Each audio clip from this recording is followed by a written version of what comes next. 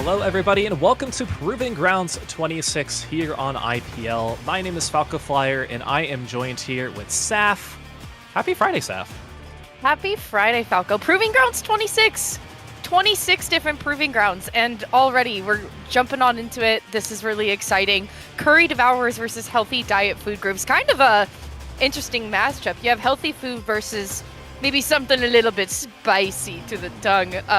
And on that note, Curry Devourers, a pickup team with Orca Palestra and Final Reckoning, and you have Minty and Asan also to follow up. But Healthy Diet Food Groups, Falco, have done a lot of things. Can I list all the things? No, I cannot.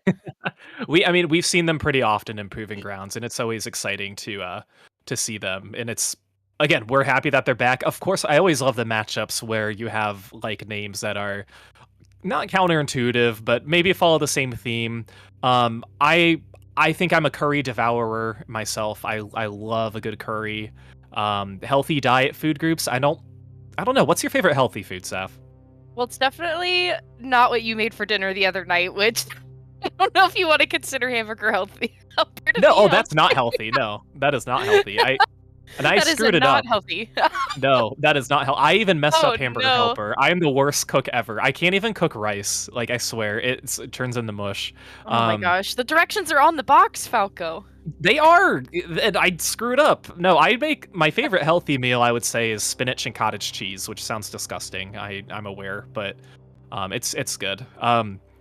Anyways, on Curry Devourers, I want to point out Risu. I ran into them a few times in series right before this, when I was playing. And yeah, I just, kind of got my butt whooped every single time. When because they were such a strong player. But yeah, having kind of a lot of these mid-level, higher level teams form a pickup. I mean, we know pickup staff. We play on one together. It's always a lot of fun. It is fun. Yeah, there are, I think, 22 teams competing in this Proving Grounds this time around. So, your traditional single... Oh, no, there's a double elimination format. Double elim here since we don't have more than 32 teams. But yeah, this is one of the sets that I believe, doesn't have a bye either, or both teams got a bye, so they're technically going into round 2 right now.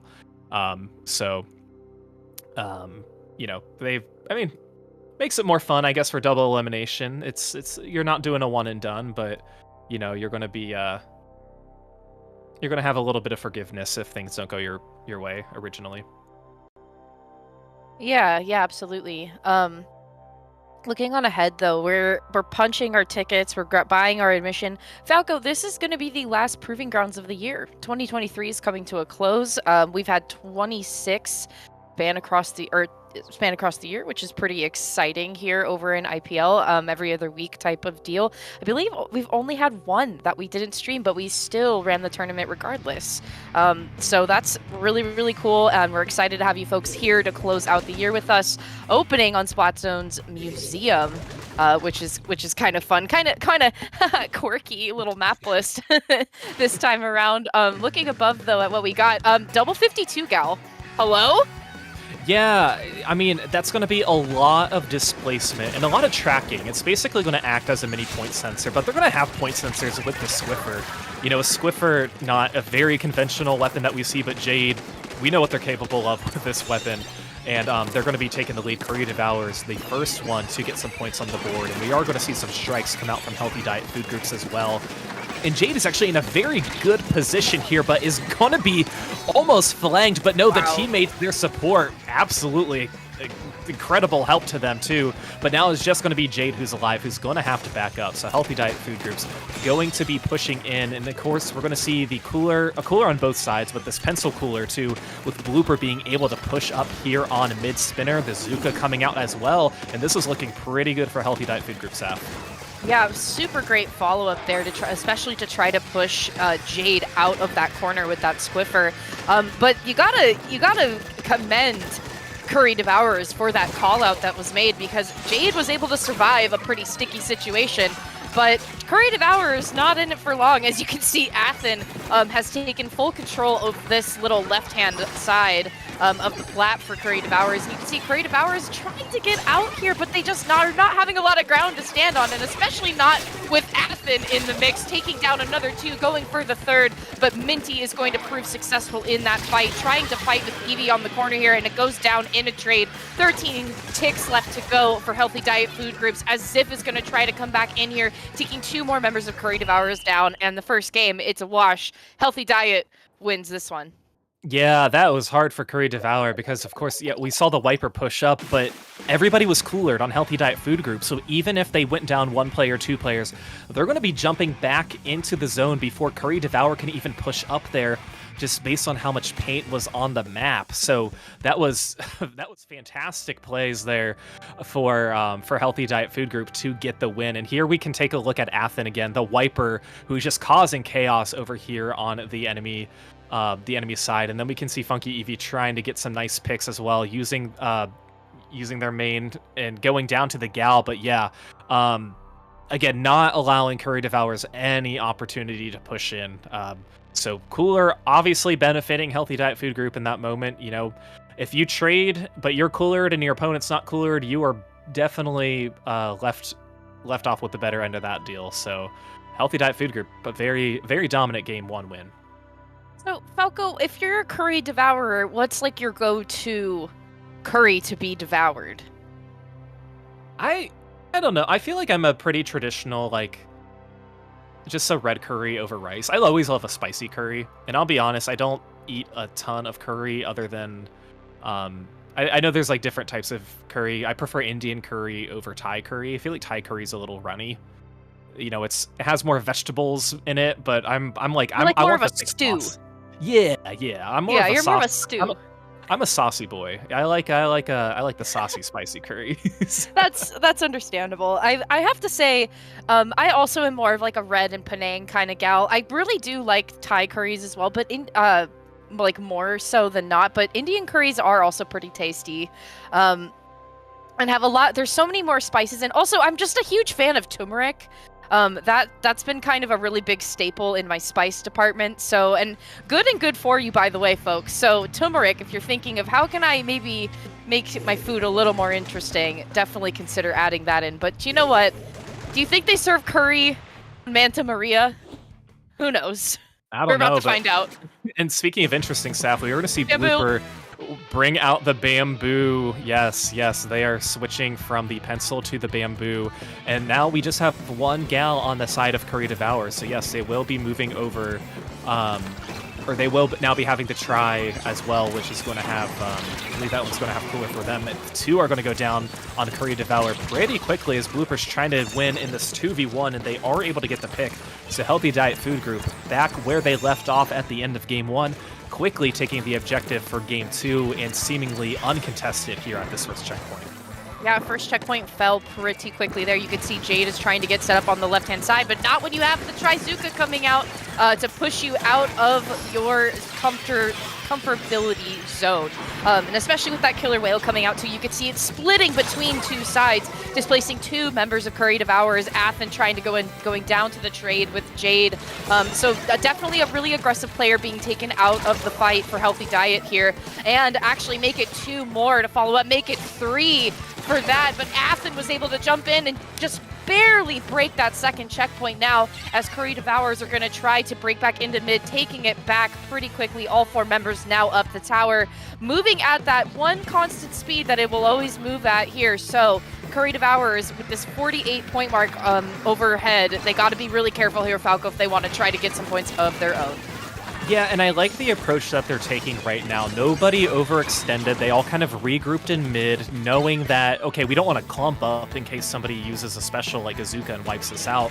But they had a slow and steady pace, which definitely helped them. And that's ultimately what is getting them past this first checkpoint. And, I mean, they seem to be pushing some more. They do have Azuka online that they're using. Risu trying to find an opportunity to stay alive, being pushed into this corner, but using the whale gets a few down, but it's just going to be them who is alive. And this is going to be really nice now for members of Healthy Diet Food Group as they're able to push in. But look at all of this paint here on the left side of the map for Curry Devour. It is that is going to be tricky if one member is able to get a flank and able to sneak across. And, we could see the splash, we could see Ziff trying to paint up a little bit on the area just to cover it up and build their special. But again, Healthy Diet Food Group just right where they left off again, just using these specials one-on-one, bazooka and the tri-strikes coming out. And can they survive this? Yes, Eevee is able to do that, and it's going to be it's going to be enough for them to extend their lead too, but it's just going to be them alive. Looks like they are maybe going to jump out. I don't know. I think they survived. Wow. Okay, wow. Okay, yeah, that was a little dicey there for Eevee, as you had the entirety of Curry Devourers taking over the street, now pushing the tower back into their favor, going back towards mid. Asan has had some really excellent cooler placements here throughout this game so far. Really, really good access for the folks on Curry Devourers, and this is no different here. A bunker being a crucial point to be taken on this map, especially when you're on the offense like Curry Devourers is right now. But Healthy Diet Food Groups, once again, in a great position to try to fight back and to follow up here. That fight was going to be crucial there for Risu to win, as that tower for Curry Devourers is going to keep pushing forward, Falco. 3 members down on Healthy Diet Food Groups, and they're just going to keep going.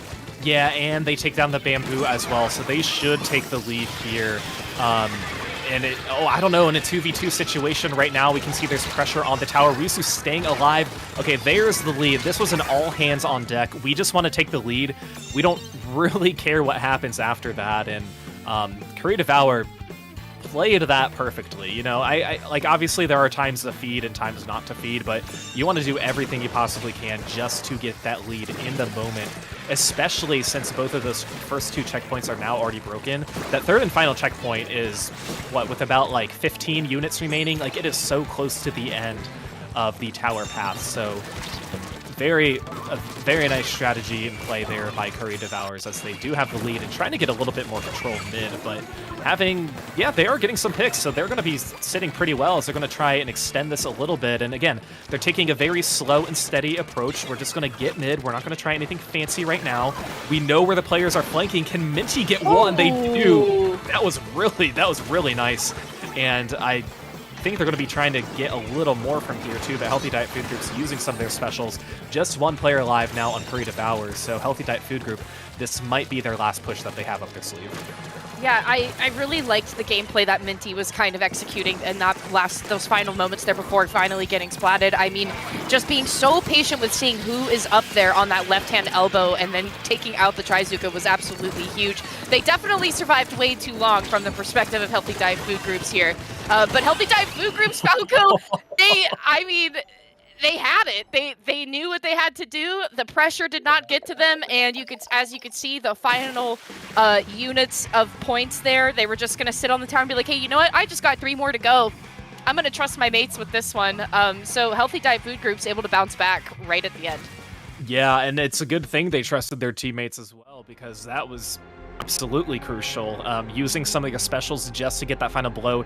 Here are the last few moments. We can see that Healthy Diet Food Groups has the tower. They don't have the lead quite yet. They're going to be using 1 killer whale to try and help push their lead. They have a 1-player advantage right now. Gets another 1 down, 2 down. So it's really going to be just it was just a shot who's alive, and they are the ones who are going to go down at the very end. So I think it was just the positioning for Curry Devourers was a little unfortunate there, as whenever they were to hop near the tower, specials were online and they were targeted and shot down immediately, and they never had the strength of all 4 of their members like Healthy Diet Food Group did a majority of that push. Yeah, Healthy Diet Food Group just in these last 2 games has proven that they are able to really work together as solo, if I'm looking at you, Athen, but also working really well as a team. Constantly, a lot of times when you would see them go into fights with the folks on Curry Devourers, there was at least 2 of them, whether or not one was kind of satelliting close by, or it was 2 of them entering together and trying to move in unison to try to win the fight together, which again is just a really good indicator of a team that has worked together for a while, and team synergy as well, because team synergy is a really tough thing to build. It takes not only does it take a long time, but it can be really difficult to almost try to get inside of the mind of your teammates and being like, okay, well, if this person's flanking left, I'm going forward. Where are my last 2 people going to be? How can I support them? Do they even need my help, kind of thing? And listening to those call outs and kind of listening to the call out in like a queue. toward type of thing. You know what I'm saying? Like the call-outs kind of come up. It's almost like you're reading it down like a list, and they kind of are in a queue, and then tell like, okay, well this one was fulfilled, so that's done. This one's fulfilled, that's done. Like you're checking the boxes as you're moving forward. Yeah, it really is a checklist because, you know, you're paying attention to who's alive, what specials are online, where they're positioned to, and, you know, we saw that there were key positions. I think Jade there was able to, or no, it was Risu who was able to back up and use their whale, and, you know, they got cornered, but it was still a good use by the left, or by the right jump, but... Yeah, Healthy Diet Food Groups literally went down the checklist on that last push, and that's kind of hard to do sometimes because you know you have no room for error. That's your last push. You have 15, 20 seconds. You know, you can go into overtime, but you can't afford any opportunity for error. Obviously, it helps that none of their checkpoints were remaining. They could just kind of go through, play at the pace, and they held aggression the entire time. So that was a very nice win there for Healthy Diet Food Groups. And they're going to be waiting a little bit before they play because they're going to be facing the winner between Go and whoever wins Eclipse and Blahaj. So they're up there in the top of your screen. So we can see that Eclipse and Blahad there, you know, I think Eclipse is up 1-0 right now over Blahad. So winner faces Go. Winner of that faces Healthy Diet Food Groups. So Healthy Diet Food Groups already is in the, okay, they're in the top 8 of winners finals, but you know, they've got some time to wait. But hey, we don't have time to wait because we have our next set that we're going to be bringing to you, Thin Air versus Foul Play, Zeph. Yeah, Thin Air and Foul Play. Wow. And I'm looking at the roster here on Thin Air. Is that Len from the previously Thembo IHOP? And also, could that be Rose with the little points from Octopi, if I'm not mistaken? I'm just going off of like Rose Arrow. You know what I mean? Like, is that right? I think there's a few more players there. If you recall the Mr. 3000 sploosh Enraged Jeff on Thin Air himself, and One Shot as well from Enraged. Ooh, so okay. we've got a matchup here for Thin Air. You know, I know recently, like you mentioned, Len did leave Thembo IHOP and has kind of been experimenting and playing and seeing where they feel fit, and obviously playing in a tournament like Proving Grounds is perfect. You want to play with people who are competitive with you and face teams who are competitive with you. So I'm very excited for this matchup. Yeah, I was gonna say, Falco, one thing I was just thinking to myself, is I like that Proving Grounds is a space for higher level folks to play in pickups. And sometimes you see that in SOS as well, don't get me wrong.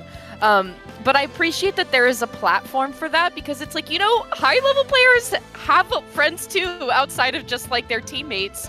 When you do play on a competitive team, and like, yeah, you learn and grow and you move through the motions when you play with your team, but then like, you know, you get into a sort of groove and vibe when you're playing with your friends. And so it's nice that you can play with folks that can be on the same level as you, that you can do pickups with. I mean, we're no different, right, with Rebels on From the Ink Up. We've been playing in From the Ink Up for a while now with our little pickup, and we kind of just keep on growing the rebellion by adding people to our pickup team and just seeing who wants to play. Join our cult, do it. Yeah. Yeah, and I mean, and we see that in a lot of tournaments, like you meant, like Proving Grounds and SOS, where because they happen so often, you can't always have the same people that you're playing with, and that's why it's perfect to just kind of have these pickup teams and play and like, hey, let's get results together, let's do it, you know, let's see where we can go. So of course this is also true for Foul Play too. We know they're going up against a very tough team, Thin Air. Looking at the results from their previous sets, both had Foul Play did 2-0 Sunshine, so Thin Air did get a bye, the number 4 seed overall, and yeah, Foul Play defeating Sunshine. So not an authentic round 2, but you know what I mean. A round 2 matchup, the same one that we saw. So I believe we're having the same map list as we did. I don't think we've seen the map list yet, but I would imagine it's the same one that we just saw in our first set. Mm-hmm. And you know, Falco, over on Foul Play, the competitiveness on Foul Play is no different from Thin Air, because you have, on the roster of Foul Play, you have Twice, who plays, I believe, the 52 gal that, if you recall from last Ludi Tonight, from last season, Twilight's Cruzada. So very competitive team and a name there. Meow Gamer as well is a Carbon player on 1989, which I believe is a Division 4 team.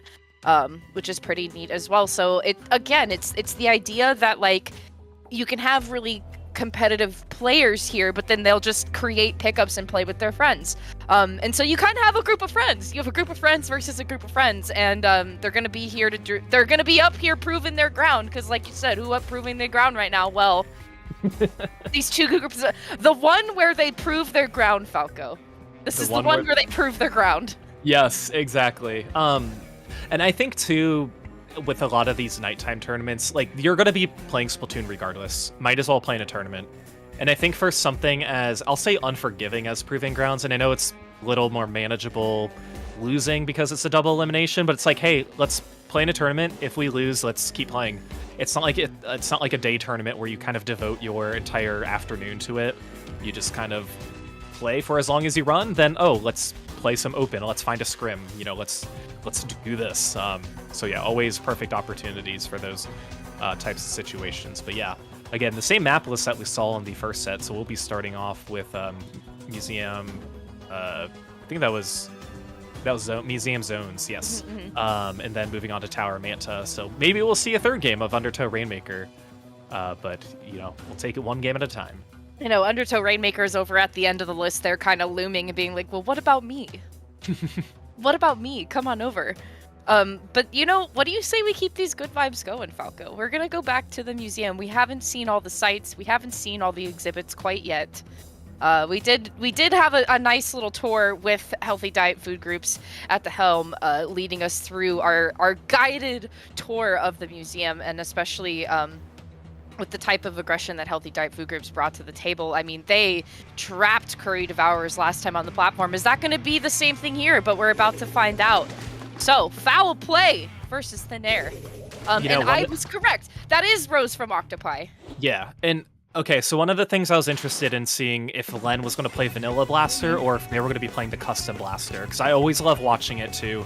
I'm sure that they're on the grind for it too, because Len is one of the most entertaining blasters I have ever seen play. As somebody who, and of course, One Shot doing what One Shot does best, getting the first early pick, but it's always a pleasure watching Len just compete at such a high level with a blaster. Again, a weapon that you don't really see conventional, and obviously speaking of conventional, their teammate Jeff, who's already up there using the Scamp, getting some picks, so Thin Air going to be quickly taking the zone first, as they're going to be trying to push up as well.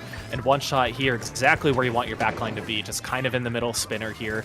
And of course, with an E-liter, you can shoot the entire map once you're on spinner, so they're going to be sitting pretty well here, as Jeff is going to try and push in with the Stamp.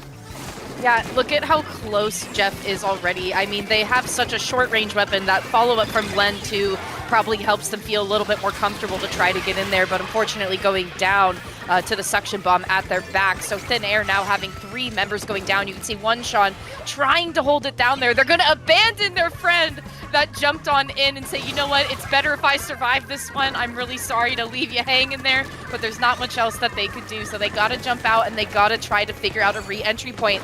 And that's going to be really simple if they're able to maintain this down, and especially because Foul Play's E-Leader is now out of the mix. So 74 points on the board for sure for Foul Play, but Thin Air, as quickly as they went out, they're going to come back in and flip the zone. Yeah, and I would say that was a win for Foul Play. Obviously, they allowed Thin Air to get all the way down to 25, but not only did Foul Play contest the zone, they capped it as well, which is hard when you're facing a team that is as strong as Thin Air, and especially against a weapon like a Sploosh that can just paint so easily and so quickly. So Thin Air is going to be back in this, though, right where they left off. They're going to have the support of the bubble, as One Shot is going to be pushing forward. Len also in the bubble to try and push forward as well. They do see one potential flank there from Cat waiting behind the glass, but 2 of the members on Foul Play are now going to be going down. So Jeff now just touching up on the ledge, making sure nobody can drop down, and going to be going up by the top spinner as well and pulling back. So just a lot of paint, not leaving much retail space for Foul Play to try and push in, but they do have 2 specials on the line. They have the Wave Breaker and they have the Whale that they now just used. And now they're going to be pushing in with Cooler as well, but 3 are going to go down, so this might be point. We have leader versus leader. And of course, if foul play can take it, it's going to be really nice for them, but they are trying their hardest, and they do, giving 57 penalty points to Thin Air, Saf. Yeah, I really liked seeing that gameplay actually from Thin Air earlier on. They had so much pressure on foul play throughout the game, but all three of them were on the left-hand side of the plat, but foul play was too scared to step foot and just go forward. There was nobody in the zone, so there wasn't a moment of opportunity there to try to take it back. But foul play still held their ground. You gotta appreciate Cat for that one. For just kind of tap-shotting to try to paint over that zone. But as of right now, Thin Air does have this back in their possession. The penalty is now ticking away here, but foul play knows that this is their time to act. There is a minute and a half left for sure. That is plenty of time, but they know that they need to act here because if they're not careful, I mean, 5 is really uncomfortable, Falco. Yeah, it is. You were so close to the knockout, and I think for Thin Air too, it's like, okay, we can recap the zone, but we just have to make sure we hold onto it and not let these, you know, like, you can trickle down and get like 10 points, 10 points, 10 points here, and of course it's going to benefit you in the last minute or so. But foul play, look at this. They already have the zone getting it down. Can they get down below 60? Yes, they can. But Thin Air is going to be quickly pushing in, but we do have a 2v2 scenario right now. Nobody has a zone. Foul play is the one who takes it. 3 members down now on Thin Air, so foul play. This is going to be their first opportunity as they have solid control of the zone and pushing forward. We can see the Gal is the first one up on the enemy spinner. We can see Meow Gamers trying to push up as well, and 2 members going to go down again. So 2 members down, 3 members down. It's just going to be Len as they're trying to push forward. Will this be enough for them to take the lead? Because no members of foul play are going down quite yet, so we will see if these last 20 seconds, if they unfold the way that foul play wants them to do. Yes, it is, and they do take the lead, and they get the win, Saf. I mean, you know, like, I mean, foul play. The cards, all the cards were on the table. They took the time to act, and it worked in their favor. They took a huge risk with trying to push forward and go in on that platform to try to hold the members of Thin Air back. Look at this, 27 ticks left on the clock with 30 seconds just above that. So you could see One Shot was in a really good position. I mean, foul play is bottlenecked on their plat here because that is the entry point. It's like picture perfect, Falco. I'm like holding my pointer finger and my thumbs up together like I'm looking at a picture on the wall. Like, they are bottlenecked right in the front there, and so Thin Air has no space to use except moving forward, and foul play at that moment knew that. Even with One Shot having the extent of their reach, and you got to be really cautious of where they're going to be trying to aiming and making space for their members to move forward, but wow. That foul play played that perfectly. They did not overextend themselves. They took a risk, and man, the reward was high. Yeah, and they didn't have any solid control until the last 4 minutes and 20 seconds remaining. You know, of course, they were able to cap the zone here and there, but a majority of the match, Thin Air was in control. Foul play, they always had to play comeback. They were always down, always had to try and compete and just push in and, you know, cap and then have to pull back and, you know, get 5-10 points off of your clock. But once they were able to get a solid 3 members down, once they were able to push in, cap the zone, and push up even further, that was the first opportunity that Thin Air had to struggle to push back in. And foul play, like you said, textbook plays, having your thumbs out, lining it up perfectly, figuring out what is our next step, what are we going to be doing in these positions. And yes, foul play, no errors there in the last minute of that match. Yeah, that's got to be feeling really good here. And remember, it's like I always say, that first game is gathering information. So, I mean, foul play being on the back foot for the entirety of that game until that they were able to find the right opportunity to secure them the win. So, moving into tower control now. How is that going to change? Is anything going to adjust? Where are we going to try to put ourselves? We're going to maintain the E-Leader scope for sure. So no changes over on the side of Thin Air, but we do see Cat is going to opt for the pencil instead here. So we do want to be using that cooler. And as I was saying before, there's Meow Gamer with that carbon roller. That is their bread and butter weapon, Falco. So what is going to change here for foul play?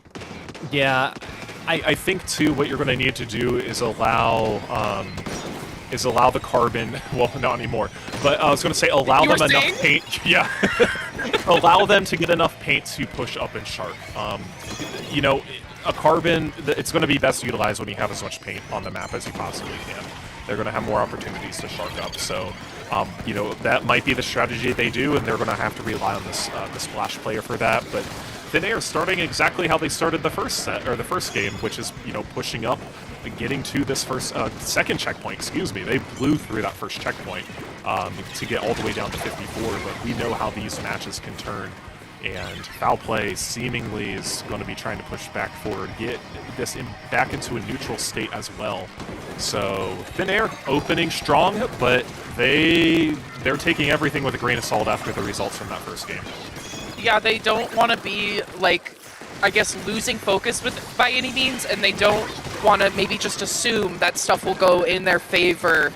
Maybe like what would happen before. So, Foul Play, though. A great place for Abron to set up with that crab tank over on top of the bunker. That gives Meow a lot of space to move it. The lead is inevitably going to be flipped here. You can see Thin Air trying to break back out. They don't want to overextend themselves. You don't want to take fights in the street, especially with someone like Meow Gamer with that carbon roller. That can be really fierce. And they will find you, Falco. They will find you. They are not afraid to do so. But look at this. I mean, that tower for Foul Play still moving forward, even though you have Jeff, even though you have Rose, all the way pushed up there, trying to take the fight, trying to push them off of there. So Foul Play with 17 points on the board. So Thin Air has got a lot of ground to make up.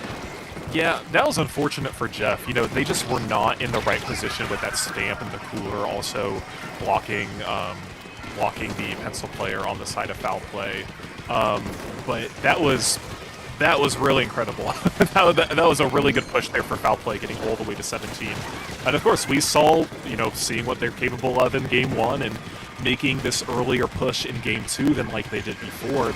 They're setting the tone. They're setting a different tone than what they set in their first game. So right now they're just trying to hold on to this neutral game, using specials even with a player down, you know, just like, hey, let's try and take it one pick at a time. Twick is going to be doing that as they are able to get one, but no, the stamp from Jeff is going to be getting them. So Thin Air getting a little bit more map control right now, kind of regrouping. We'll see if they take this opportunity to take the tower, making sure that Abraham can't jump down, and no, they are going to get splatted. But look at this. You're going to see the Carbon trying to make some big moves, and Jeff is ultimately going to be going down by Twick here as the tower's still in a neutral state, so unfortunately for Thin Air, it didn't work out the way they wanted it to, as they couldn't quite get the ball rolling just yet. So they've got a bigger hill to climb now, Sap. Yeah, I mean, you blink and you miss where Jeff is going to be. I mean, holy smokes, that mechanic, that movement was absolutely wild to watch. And look at that stamp throw, how calculated that was. I'm sure that they were hoping for the double pick there. Unfortunately, only able to get the one. But, I mean, with you have Len and you have Rose working together to paint the ground, Jeff has so much space to work with and to move, and so that was a great double pick on their part. The second checkpoint for Thin Air now having fallen with two members of Foul Play being down.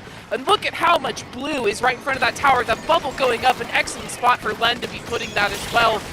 And the lead with two members going down, just barely, three members. The lead now being flipped for Thin Air with a minute left to go. Oh my goodness. Yeah, they needed this, and they're going to need this time to regroup a little bit in mid. And of course, it's going to be really hard with Jeff and how much that they painted in mid. And man, they are probably one of my favorite people to watch in competitive Splatoon. It's so fun watching a solution. I was wondering when they were going to get that. Okay, I'm going to just flick my, I'm just going to throw this hammer and see what happens. And yep, we saw the kill. So, but look at this. Now a delayed wipe on the side of Foul Play towards Thin Air, and they're quickly to respawn. Now remember, they have the same number of checkpoints they have to get through, which is just one. And that 16 marker is right at the start of that third checkpoint. So Foul Play in a position to do so. 2v2 situation. It is going to be the rollers on the tower, and they're going to stay alive. Now Gamer getting a key pick there. And it is a 1v1 scenario, so all the jumps on deck for Foul Play. Abraham is just trying to stay alive. Are they going to do that? No, they're not. Pushing it all the way down to one. Thin Air now in a miracle knockout territory, but Saf, we've seen these things happen before. We've seen matches. We've seen Parallax versus Sao Tome. We saw that ending. Anything is possible. anything is possible. Both teams are proving that. They're like, I'm going to go a little further. Well, if you do that, then I'm going to do this. Well, if you do that, I'm going to do this. So now Thin Air has to basically win the game, Falco. And they're going to start that push right here with 2 members of Foul Play going down. Jeff is going to take this opportunity to push forward. They're going to get a lot of paint on the tower, but look at this. One was able to break through. Someone was able to break through and stop that momentum from going any further for Thin Air. So, wow. What a showing from Foul Play. And I gotta tell you, the position where Foul Play was able to get down to that 1 point mark was gonna start in the street where Twice used that killer whale. It was just... That was the beginning because all of that poking damage from the killer whale was huge. Yeah, that was really, really big here. And take a look at the last few moments on overtime. We knew what Foul Play had to do, or we knew what Thin Air had to do. It all started with Jeff just trying to identify some of these members. You need to have bodies on the tower, because if one person gets splatted, you know that somebody from Foul Play, like right here, they're just going to hop on the tower. So it is so hard. It is so hard to manage how you're going to win tower control in situations like that. Because, of course, if you clump up, if one special comes your way, if Azuka comes online, you're done. You're done. It's like the one special other than Crab. I feel like you just have to respect. You have to give it space. You have to just kind of let it run its course, especially if you're not in a position to try to counter it and or take them out before they can really cause any damage. So Azuka is definitely something you got to be careful of. But I really liked where Abron was able to position themselves with their Crab tank on that second push that Foul Play was able to get. Because like that's such a good position. You have a high ground. You can kind of see who's coming up, who's going down, sort of thing. You have a really clear shot of the spawning point for Thin Air for that moment. So you know if someone's going to be coming out. You can see they're thinking live, right? Like, okay, well, if they're going to be right there in the street, then maybe I should opt to go to the far right and try to flank, type of thing. But I mean, if you're in a position like where Abran was, you can see where that thinking is happening and make the call out. So wow, Foul Play moving on to round 3, and look at this, Falco. So in the top 8 so far, Healthy Diet Food Groups, who we got to hang out with a little bit earlier, Foul Play, who we just got to see, the Dark Brotherhood moving forward into round 3, and then also Cat Caller moving into round 3. So we still have matches that are trying to be determined here, so we'll see who comes out on the other side very shortly. Yeah, and of course, we mentioned this again. This is a double elimination this time around. We have over 32 teams competing, so we do have some matches going on in the losers bracket. And as like most losers bracket, not very forgiving once you get there. All best of 3. Well, literally all of it is best of 3. I was going to say not even up until the losers finals, but no, it's all best of 3. So, you know, pros and cons to those types of things going on. Key matchups happening right now in the losers bracket. Secret Elixir and Sunshine are now tied 1-1. So winner moves on, the losers goes home between those matches. You know, I was actually talking to Rice a little bit before this broadcast I was streaming, and he mentions like, oh yeah, Secret Elixir's playing. You know, it's what we do on Friday nights. If we're free, we're playing in Proving Grounds. That's what we do. And I'm like, that's perfect. Like, again, a lot of people are just kind of online and available on Friday nights, just, you know, playing a tournament, and then if you lose, just do whatever else. I don't know, like, you have nothing to lose from this, other than getting stomped 0-2 maybe, but a lot of the teams that we've seen here, that's not really the case. Yeah, you know, and if you have the mechanics and the team bonding and the call-outs down, I mean, what could possibly go wrong? Like you said, if you go to 0-2, I mean, just play some open after that. Maybe decompress with some salmon run. I mean, who knows? Like, if you're, like, what exactly? Like, it's a win-win scenario even when you're losing. So, like, yeah, that's what we did. That's what we did after From the Ink Up. We're like, yeah, big run's on, let's do it. And then we got gold on our first try. we won and done the big run, which I don't think we got our proper rewards. I know they said it was going to be updated and we were going to get it. I don't think that happened. I don't know. I enjoy salmon, but I'm not one of those people I'm gonna cry on Twitter if I don't get my reward, you know? Yeah. Like, no, that's fair. It'll come when it comes. Yeah, exactly. Like, it's not like it was me personally who, you know, didn't get gold. It was like, I don't care. Like, I'll get it when I get it. I don't know. It's just like, yeah, eh. if it happens, it happens. And luckily for us, it was post-tournament loss, not making it into bracket on From the Ink Up, not making it into any bracket on From the Ink Up. You don't have to tell them that. It's fine. We can be truthful about our shortcomings. It's okay. We'll persevere and we'll get them next time. Yeah. But we have some more matches reported, Falco. If you look at the top of the bracket in the winners round up there, and it would seem that Foul Play now has their opposing opponent now listed into round 3 there, and it's going to be Revolution. So Revolution taking a 2-0 in the first round, taking another a 2-1 by XOXO. So you got to be curious about what's going on over there, especially because XOXO Falco won Swimmer Sink earlier this week. So that's really interesting. It's always interesting to me to see when a team does really well over in a different tournament, and then they come into another one and then maybe don't make it as far as that they were thinking. So Revolution getting a 2-1 over XOXO is pretty neat for them. Over at the top, though, you can see Blaha and is that a Go? Oh yeah, let's Go. So on my screen, it looks like the infinity symbol. Oh yeah. Which would actually be kind of cool to call yourselves Infinity with just a symbol. But Blaha and Go still going at it. Healthy Diet Food Groups sitting pretty and patient, waiting for them to finish up there. And then on the bottom there, you can see Ice Spice Roblox. That's actually really silly. And I can't read what that says. We only speak N. We only speak N. So their match has not started yet, or has not been reporting anything. So Cat Caller also doing the same as Healthy Diet Food Groups. Maybe they should scrim while they're waiting. There's a lot of pickups playing today, Saf. Yes, there are. There are a lot of pickups, yeah. On that team, we have Zenith. On Go, we have Nick, who plays for Synergy. So there's a lot of pickups happening today on Proving Grounds. And of course, there's no wrong way to play it anyways. Does it make our job a little harder? Yes, but that's fine. They don't do it for the comms. They do it for their own sake. But yeah, we're still waiting on a few of these matches. But yeah, like you mentioned, Foul Play and Revolution, it looks like they are ready to go. I'm seeing who's on the Revolution right now. Okay, no names. Freemook, K, Player, and Yamaha. All right. So like the piano. Yeah, exactly. Wow. Just like the piano. Wow. Falco, if you yourself were an instrument and you had to exist for the rest of your life as an instrument, a sentient instrument, what would you pick? A piano's very versatile, and I never took piano lessons, but I always appreciated good pianists, It's a very boring answer, I realize, but I played French horn and trumpet. I did marching band and jazz band. I enjoyed it, but it was much more of a social setting rather than I enjoy playing. Like, I did marching band for my friends. It's kind of tracks. Yeah, that I know. Really tracks for you. But also, 2 of our marching band trips was to the Kalahari where Riptide is. So I've been to that Kalahari 2 times 12 years ago. So it's like returning home. It was like I was like, I've been here before. It's like going home. It is. Yeah.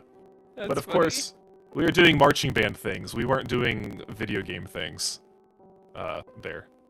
Yeah. Obviously, yeah. But it was still a good time. Did you ever hold a chair? I feel like you would be like a first chair clarinet. I don't know why. No, I did not want to do band after high school, but my mom made me do some sort of music class. And when I joined choir, she was like, okay, you don't need to do band anymore. And I was like, perfect, I want to do choir instead. But I continued doing Right! I forgot about your a cappella days. Oh my god. I did that. I did that, but no, marching band, I loved Friday Night Lights. This is like Friday Night Lights of Splatoon, by the way. Yes. But I loved the football games playing there and all that fun stuff. So that's brings back good memories. But yeah, I didn't play in college, just high school. So a long time ago, Saf, a long time ago. Yeah, cracks knuckles. Yeah, I remember when I was that young. You young geezers. So we do have scores that are being reported. Ooh. Yeah, Velocity getting a win over Super Team 5. That's a very impressive victory for them. So they're going to be facing the Dark Brotherhood and Ice Spice Roblox. Getting their win, and now going to be facing Cat Caller, and that's who we're going to be that's who we're going to be watching. So this is a fun matchup. Okay, we have members of seventh Heaven here. You know, Luna, who also played on, I believe this is Luna, who also played on Octopi.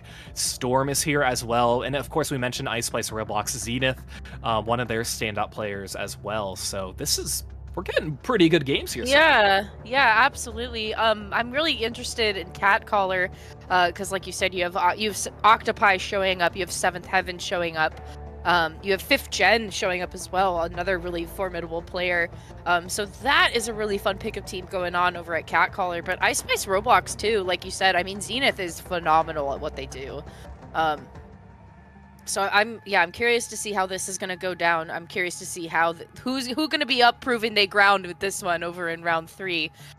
Only time will tell. I would really love to see some tent action here coming from Luna. If it's a possibility, that would be really fun. I would honestly imagine that Twig would maybe pull out that 96 deco. I mean, some of the most crack-on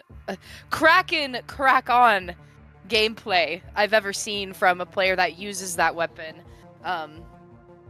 So, and you know, Twig's actually moved around quite a bit in the competitive scene. They were on Secret Elixir for a little bit, they were on Sheer Cold for a little while, and then they moved their way up to 7th Heaven. And 7th Heaven did really good in the Ludi season, if I'm not mistaken, Falco.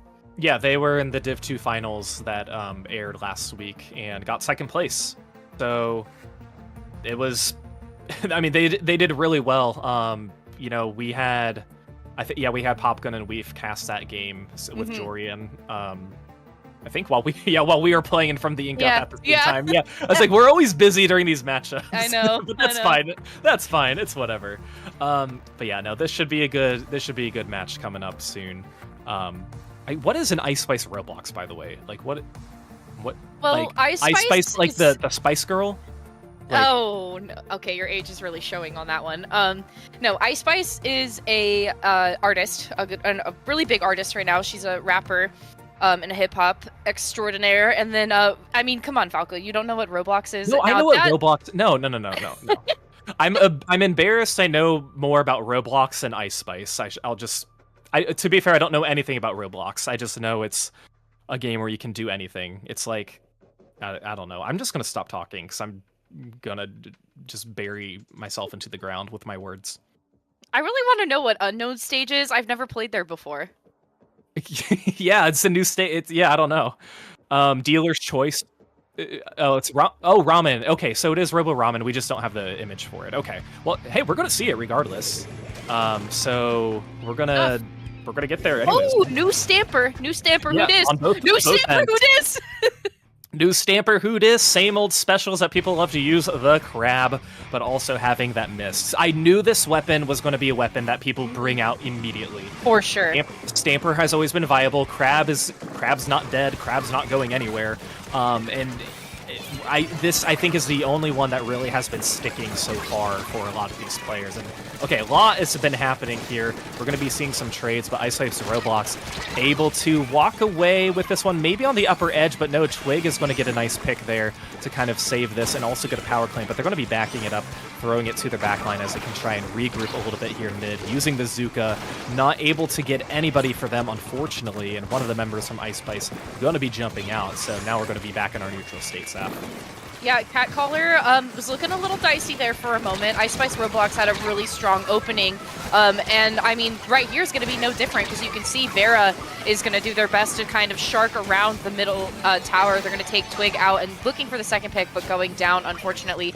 Evelyn, though, having a nice inkjet there, trying to clear the space in front of the basket of Ice Spice Roblox. And Twig, I believe that was a suction bomb kill by Twig, and so Cat Caller's going to be the first to pop open the basket here, and Twig is going to try to extend their time with that as they get a nice double splat right in front there, allowing Evelyn some time to get that next power claim in there. I mean, is this going to be a 100-0 KO for Cat Caller?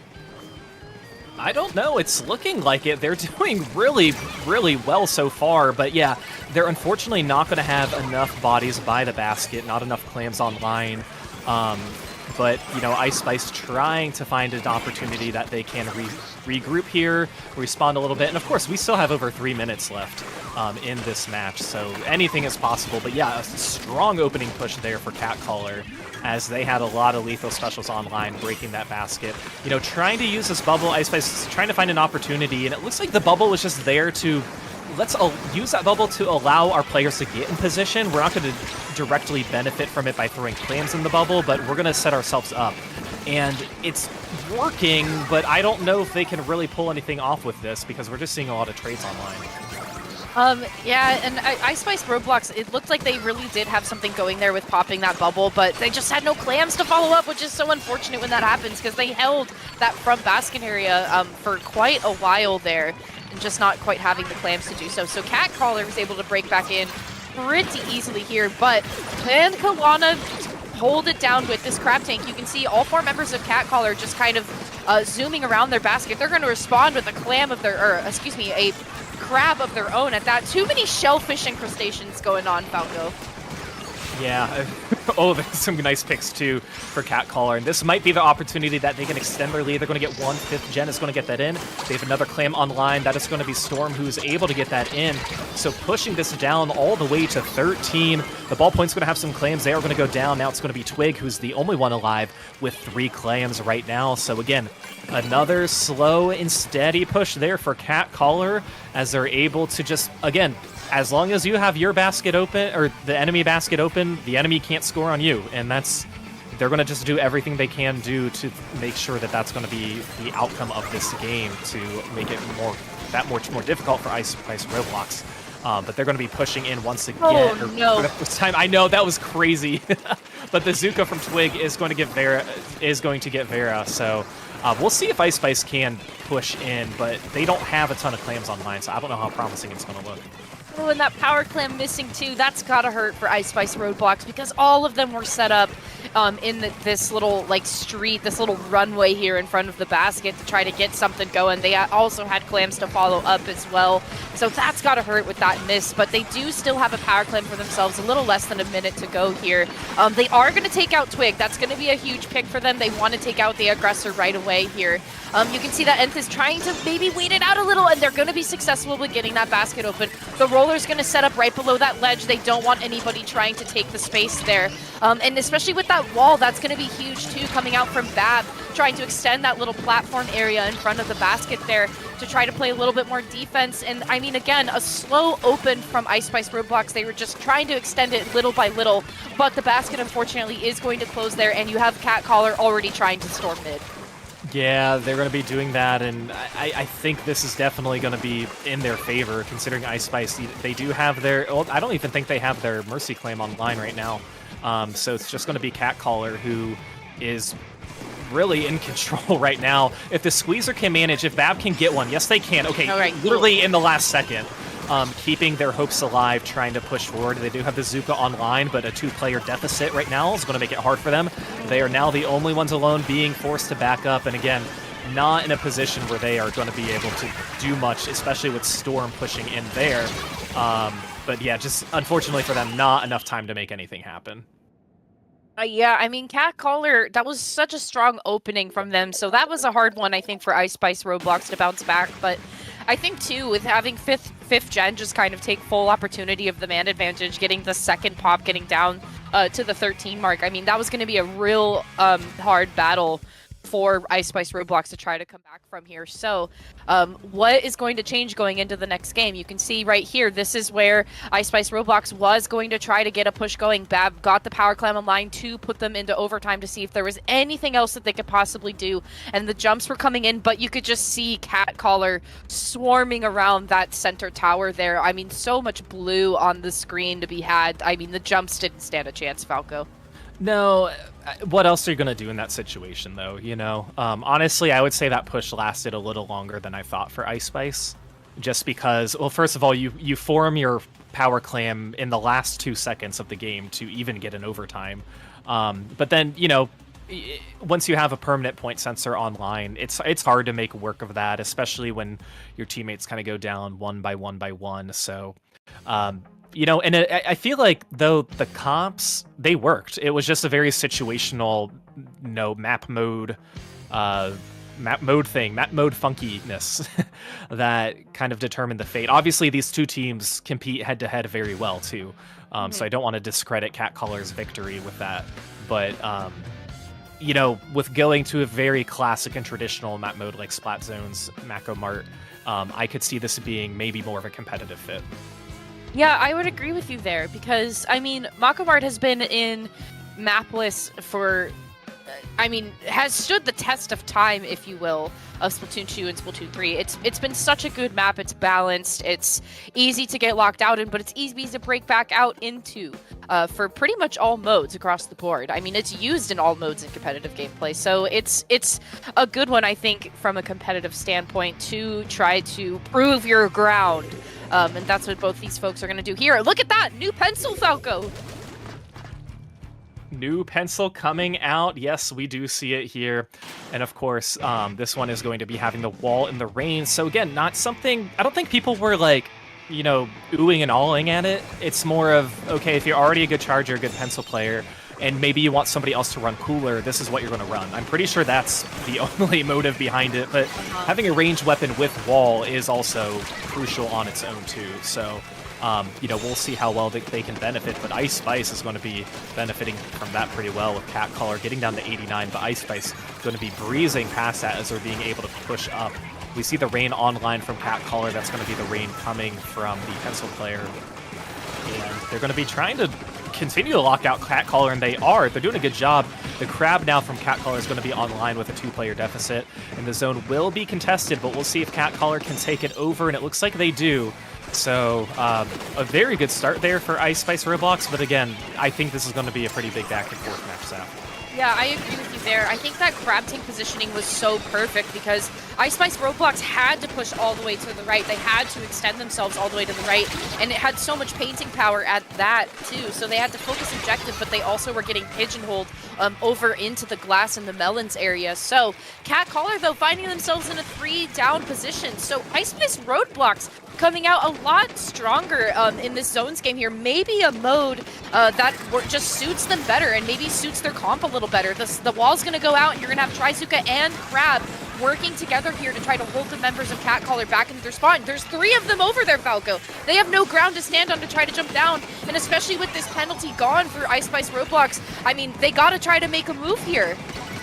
Yeah, okay, so, okay. They were able to make it and able to cap, but yeah, that was, again, a crucial pick there, or a crucial cap for Cat Caller. Ooh, that's going to be a nice pick there on Bab, and allowing Twig not to use their special quite yet, still having that Zuka online, but they're going to have to avoid some Zukas of their own first. First one is unfortunately going to be hitting the pillow, but I believe that is going to be 5th Gen who is going to be going down, or one of the members from Ice Spice, the shot player. So 2 players down once again on Cat Caller, but Ice Spice in control of the zone, taking control of this right stack, which is extremely crucial. Since you have a little bit of the height, you have the range, you can get some clear shots from your squeezer player. But no, 2 are going to be going down from that Zuka shot. What was that? That was absolutely crazy. But Cat Caller still able to hold on to this zone. Of course, they still have some penalty points that they're going to be trying to get through. So, yeah, that was a really, really good play there for Cat Callers. They're able to hold on to the zone. But Ice Spice Roblox trying to push back in with the double Zuka that they have online. They're going to be doing that pretty well and getting a cap. Yeah, wow. I mean, Twig, that was right place, right time. I mean, the stars aligned for them on that one, getting the double pick and then following up with the last one. But even in the 3-down scenario, Ice Spice Roblox was still able to break back in. They were still able to recap the zone. They do still have a little more penalty to try to take away at and chip away at for sure, but they were still able to get back in even with a 3-down scenario. So, I mean, again, that information gathering from that first game has really worked in their favor here, and they know that zones maybe is a little more advantageous for them, as once again, they are going to try to cap the zone here. A minute and a half left to go too, and I mean, Catcaller is still doing their absolute best to try to push back in. They're throwing everything that they have at Ice Spice Roblox at this point, and especially with that penalty going down, they don't want to give them any more leg room here to try to get any more points on the board. Yeah, and I mean, it's I don't know that we knew this one was going to be a back and forth match from the beginning. You know, I figured this would be a more competitive fit for both of these teams, and we're definitely seeing that right now. Catcaller trying to stay alive. Is that 5th gem backing all the way up into the enemy side, just saying, nope, I'm going to be staying alive. And yes, that is exactly what they were able to do, and that's going to be enough for them to take the lead. 2v2 situation right now. Of course, it's only going to benefit the team who already has a zone and has the lead. Oh, and Vera can't escape that suction bomb, and Evelyn's going to be taking them down, so that is huge. And Twig, once again, just causing chaos, serving as the distraction too, making everybody rush towards them. This is looking very, very nice for Catcaller as we approach these last 30 seconds, trying to seal the deal here, but can they keep control of the zone? It doesn't look like they are, so giving 42 penalty points to Catcaller. Ice Spice now, they're going to be needing these last 15 seconds and overtime. They're going to have to take all of this time if they want to get the win.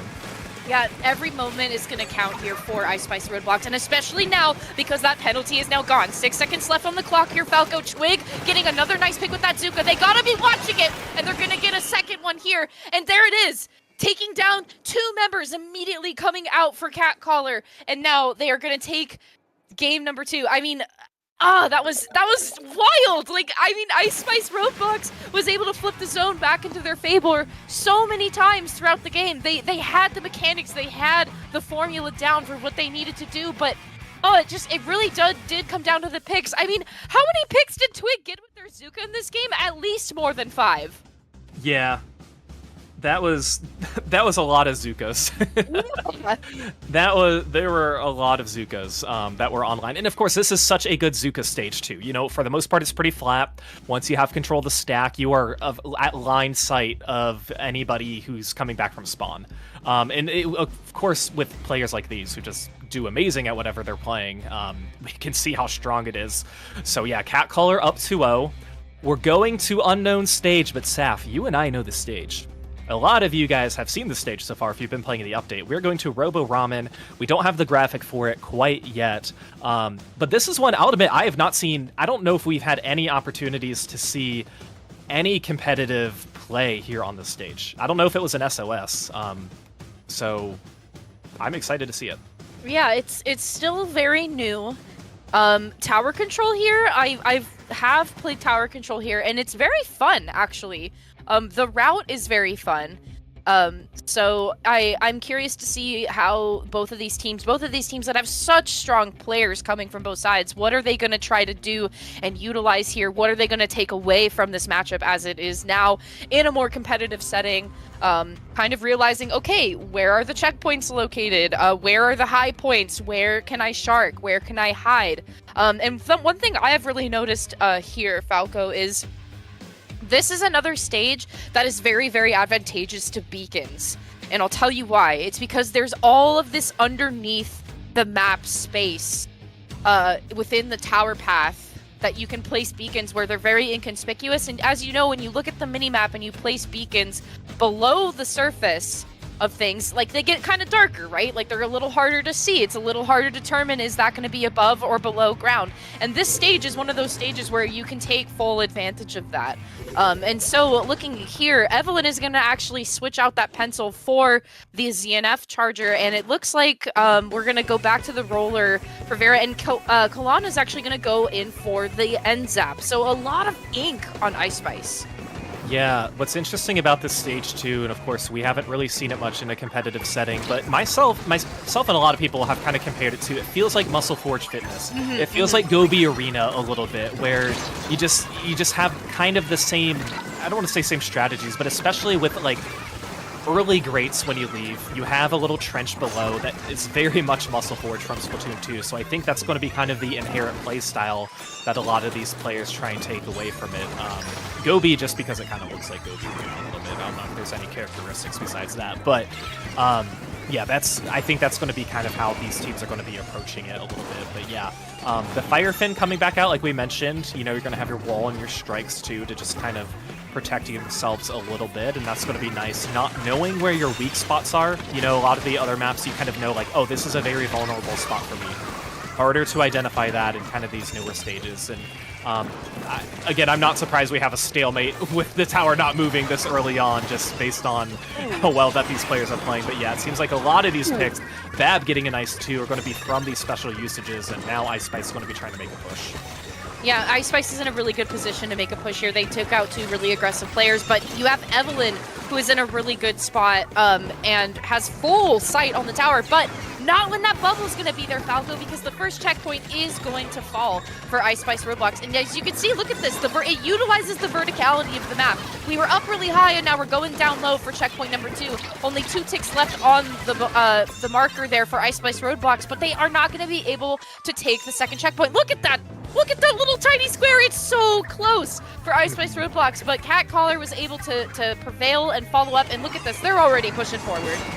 Yeah, and that's going to be a nice pick there from Evelyn. I swear, watching good chargers is always they're going to have to avoid this Zuka, though, and they are able to avoid both of them, popping off of the tower and saying, this way, we need to back up a little bit. We have all these specials that are coming towards us, so good play there for the side of Catcaller. You know, unfortunately for them, it wasn't enough for them to really take the lead or push the tower too much, but, you know, you allowed Ice Spice to use their specials, and you can kind of regroup and push up once again. So Zenith trying to use some Zuka to alleviate and push out some members on Catcaller, avoiding some of these strikes as well. But again, just this very stalemate type of style of play that we have seen. But right now it seems to be benefiting Ice Spice because they're finally able to get a 2-player advantage. They get back on the tower, and they're going to be trying to take over this checkpoint once again. And I think they're going to be in a better position this time, Saf. Yeah, having that bubble right in front is going to be really huge because that's a huge focal point, I think, for Catcaller to look at versus looking at the tower. Zenith getting a nice double splat there with their Trizuka. Oh my goodness, they couldn't even see where the second person was. I think that was just a guess. That was just a calculated guess, and it was successful. So tower's going to keep moving. The juice is going to come out. This is a really good spot to be in if you are Ice Spice right now, Falco, especially with Catcaller being in a 3-down scenario. That next and final checkpoint is going to fall. Just a few points left, and I mean, there it goes. Ice Spice Roblox, they're coming back strong on this one. Keeping their set hopes alive, winning this game. A lot of pain on the map, too. Again, it wasn't until any team had a solid player advantage. So much stalemate, so many trade for trade. We just can't push this tower. We can't get a feel for it. I love those new emotes with the crouch down with the hands out, by the way. Always fun to see.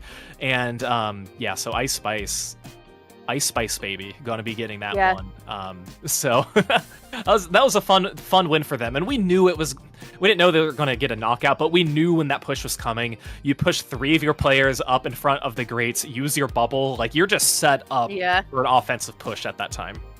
I really want to go back to the gameplay of Evelyn, though. I mean, Evelyn was the one that you had to be worried about, especially because there was so much ink for Catcaller to try to utilize and work with, and so Evelyn had a lot of space to work with as well. And just that spot, too, where they were positioned for a lot of those pushes coming from Ice Spice Roadblocks, that is a prime position for someone with range, and a charger especially. And a lot of the key picks that Evelyn was able to get was from that position. So definitely something to be really cautious of moving forward, especially going into Rainmaker on Manta Maria here. Again, another map with a lot of verticality. Rainmaker, you have a lot of space to work with and try to push forward. You have to opt for either... the path is already kind of set for... It's a little more robust, for sure, but the path is set forward for you. You can either opt to go right over the wall, or you go left and you go into the corner of the street. Like, those are your options for trying to push forward here. And so knowing that you have a really skilled charger player on the opposing side and someone that was able to make really accurate callouts and looking for you, even like on another map with a lot of verticality, you gotta be really cautious of how that is going to come forward into the next match. Speaking of the next match, we'll load right into it. We're going to see the ballpoint come out. And really, not much of a change up here for Ice Spice. They're going to have the roller with the bubble this time around. So Vera's going to be using that. Before they were using, I believe, Zuka with the weapon that they were playing. So, but yeah, Zipcaster Stamper coming out on the side of Catcaller. Again, just to cause a little bit more chaos, serve as a distraction. And I feel like we've seen a lot more Zipcaster just because we've seen a lot more Stamp. That's going to be a nice double by Evelyn. They're looking for that third, but no, they're going to be opting to paint the podium instead and almost get the dunk. Catcaller trying to get to that first checkpoint, but no, they're not going to be able to do that quite yet. And now Vera is able to get a nice pick there on Storm, trying to push forward and staying away, but they're going to have to avoid this ball point on the side of Catcaller. But yeah, Ice Spice now taking the Rainmaker for the first time, regrouping a little bit here in mid. Vera trying to go for that right side flank potential push, but is going to be going down. So Catcaller with a pretty good defense so far, but of course they're just guarding this first checkpoint. Yeah, they don't want to let anybody through here into the street area, even though they are at a player disadvantage. But you can see Zenith is going to opt to push forward here. They are going to pop that Rainmaker. They're trying to think of how they want to play this Falco. They don't want to overextend. You want to be really careful of where Evelyn is going to be, because that's going to be a really, really big call out to try to avoid. So Zenith going to be taking down 5th Gen over on the right corner there. They're opting to push forward into the street. They're kind of surveying the area to see who is going to be there and try to meet them to take the fight. But with the juice coming out, I mean, they're going to be back in the fight as soon as they leave. You can see Storm was trying to go in for a pick, but they were able to be taken down by another member from Ice Spice. The ball point is going to be having that Inkjet online. They're also trying to look to clear the space here. And Klana too, just trying to see if they could maybe get some picks, trying to help out, maybe help their teammates try to enter into the street fight over for the side of Catcaller. But with that Zipcaster coming out, they gotta move, Falco. You don't want to be caught in the wake of that Zipcaster for too long. And Vera, unfortunately, was one of those people.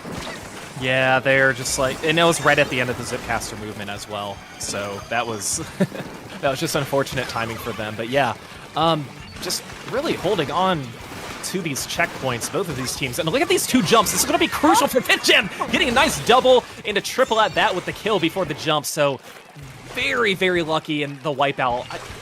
That was picture perfect there for 5th Gen, getting those snipes there. And the easy breezy, beautiful cover girl walking that Rainmaker into the checkpoint and now pushing and extending this lead a little bit more. Oh my gosh, yeah, and even just right there too, Evelyn was shooting the Inkjet shot right in front of where the Rainmaker was trying to go. They were trying to guide the Rainmaker just a little bit more, taking it down to the 17 mark here. But Ice Spice Roadblocks wasting no time to try to get back into this map. I mean, Zenith, almost every time Spec Cam's been on Zenith, they have had their Trizuka in their hands at least once. So, I mean, trying to get build special as fast as you can and use them as fast as you can before going down, because, I mean, Catcaller is going to try to come and find you if they can.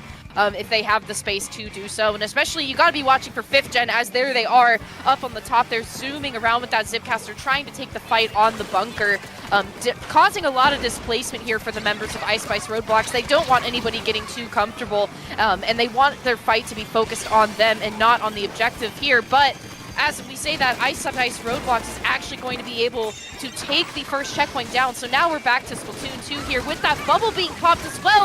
Look at that defensive maneuver coming down for Ice Spice Roadblocks down to the 9 mark. Oh, that's game. For them. That's game.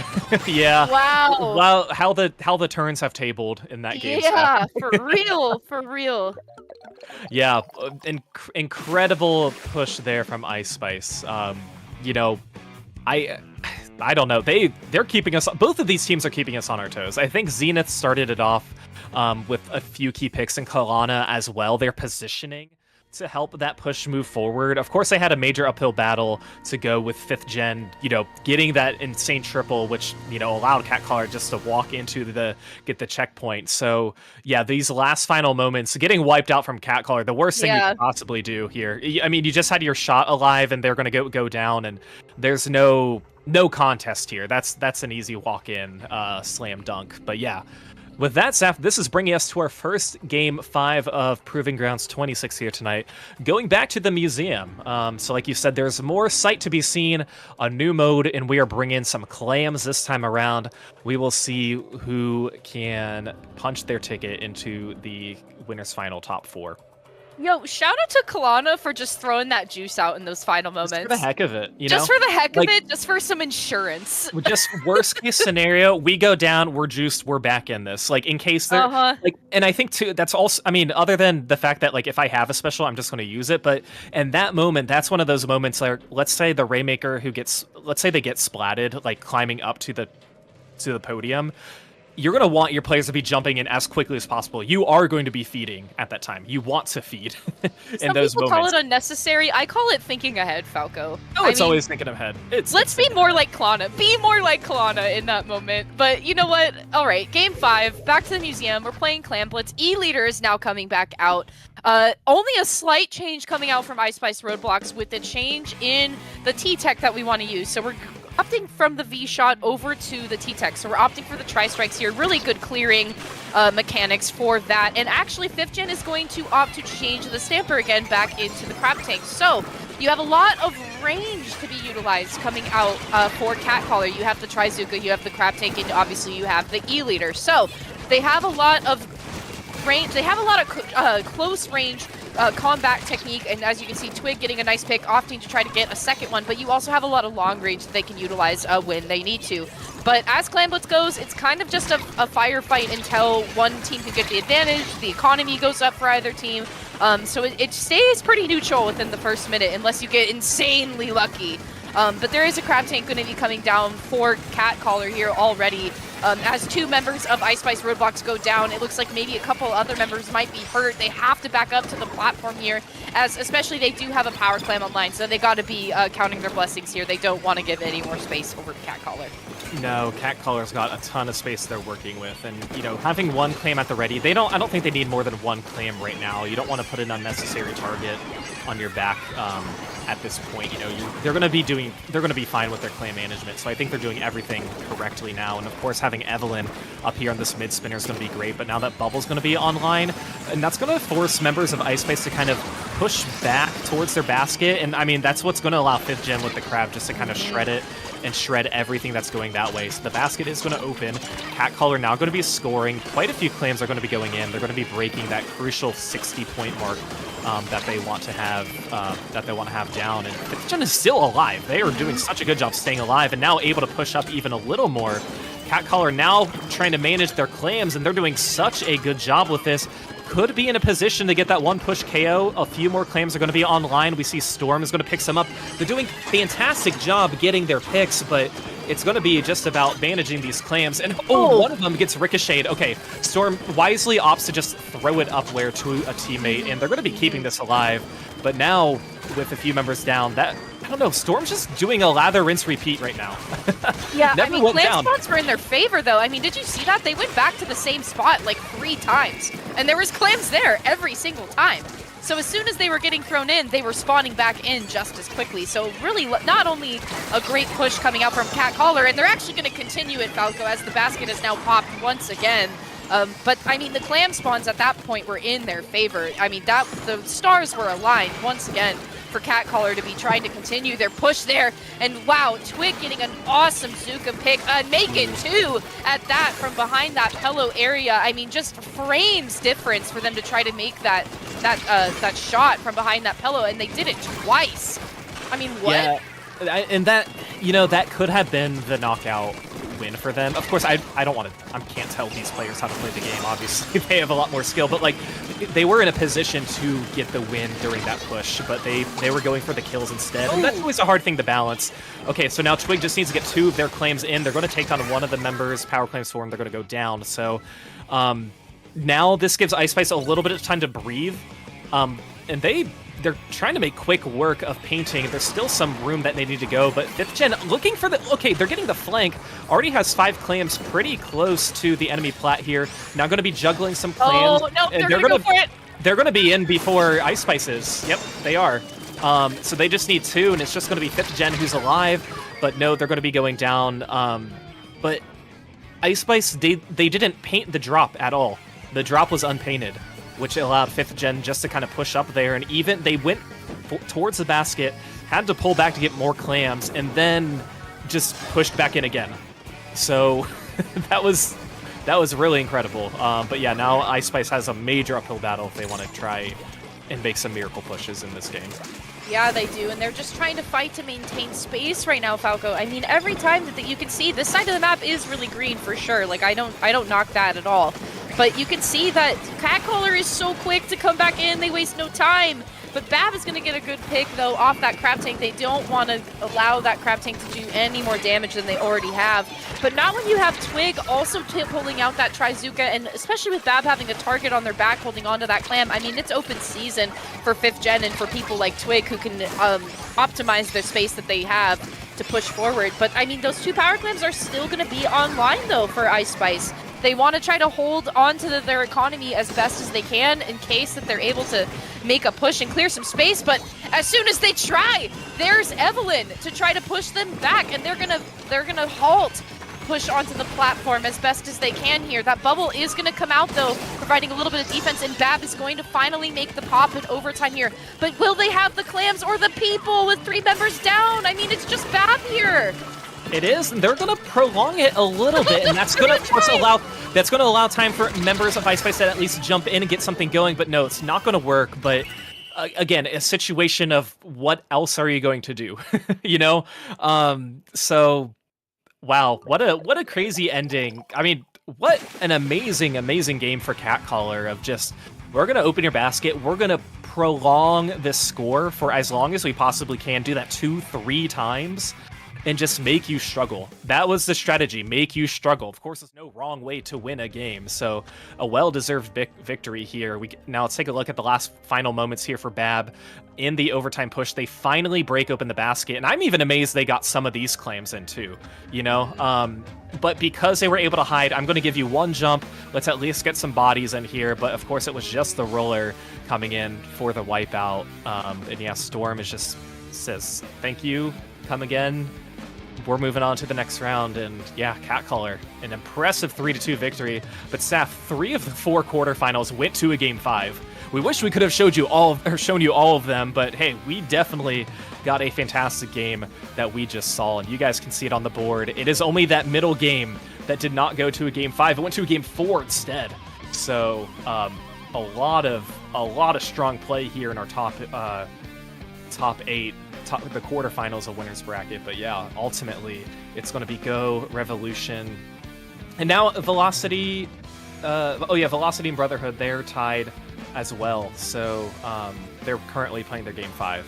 So yeah, lots of good stuff. But you guys can also take a look at the winner or the losers bracket happening. Thin Air, one of the teams that we saw, they did get a 2-0 win over XOXO. To now face Ice Spice Roblox. So that's going to be a good game too, Saf. Yeah, absolutely. We won't be going there. I'm sure we'll be sticking on the winner side, but very fun matchup so far tonight on Proving Grounds 26. Yeah, and look at this. Healthy Diet Food Groups against Light Boom. And then at the top, Falco, we got to see such a fun match between Foul Play and Thin Air, and they are both finding themselves in the losers bracket. They both got knocked down into here, and they probably see each other across the bracket, and they're like, hey, remember me? We're here too. We're here too. But it looks like Curry Devourers actually, I believe, are going to get a bye from this round here. Just because there's not anybody else there that can fill in for that round 4. So, I mean, by default, it would seem that Curry Devourers is going to push forward. Am I wrong about that? Curry Devour, they're going to be facing the loser of Velocity and Brotherhood. Okay, there it is. Yeah, so that match has not been determined yet, but it is very close. As you said, they are both tied, looking in for the final game win on Game 5. So, I mean, I think Curry Devourers would have a good time with either one. With either team, to be honest with you. I mean, Velocity has done so much work in this competitive scene, and the Dark Brotherhood is also doing really well. But you know what? We're actually going to be talking about Revolution and Go moving forward into the winners bracket here. Splatzone's on Hagglefish, and I mean, look at Go. Look at Go, Falco. I mean, Sungura from Frostbite, an excellent Charger player. I mean, a menace. Someone definitely to be reckoned with. And you have Nick also from Synergy. Synergy being a really, really formidable team for a lot of years, actually, like multiple years of records for Synergy. So Nick is also going to be a really strong player. But I mean, Revolution too, though. Revolution has had really, really awesome results too. So I mean, again, another really strong matchup. A lot of pickups going on for sure, but you also still have these like more name brand house teams that you get to see that are also doing so well in the tournaments that they play in. So how will they fare here? Only time will tell. Go Revolution. Go and Revolution. Go, yeah. Go squeezed in here with a 3-2 victory over Healthy Diet Food Groups. Revolution getting that 3-1 win over Foul Play, and who, remember, 2-0'd Thin Air. A team that we were kind of surprised. I'll be honest, we were just a little surprised by the result of that set when we saw that on stream. So Go beating Blahaj in their round 1. Go is the number 1 overall seed here on Proving Grounds 26 with Revolution. I think they're sitting in the 21 spot. So, you know, underdogs, yes. Absolutely.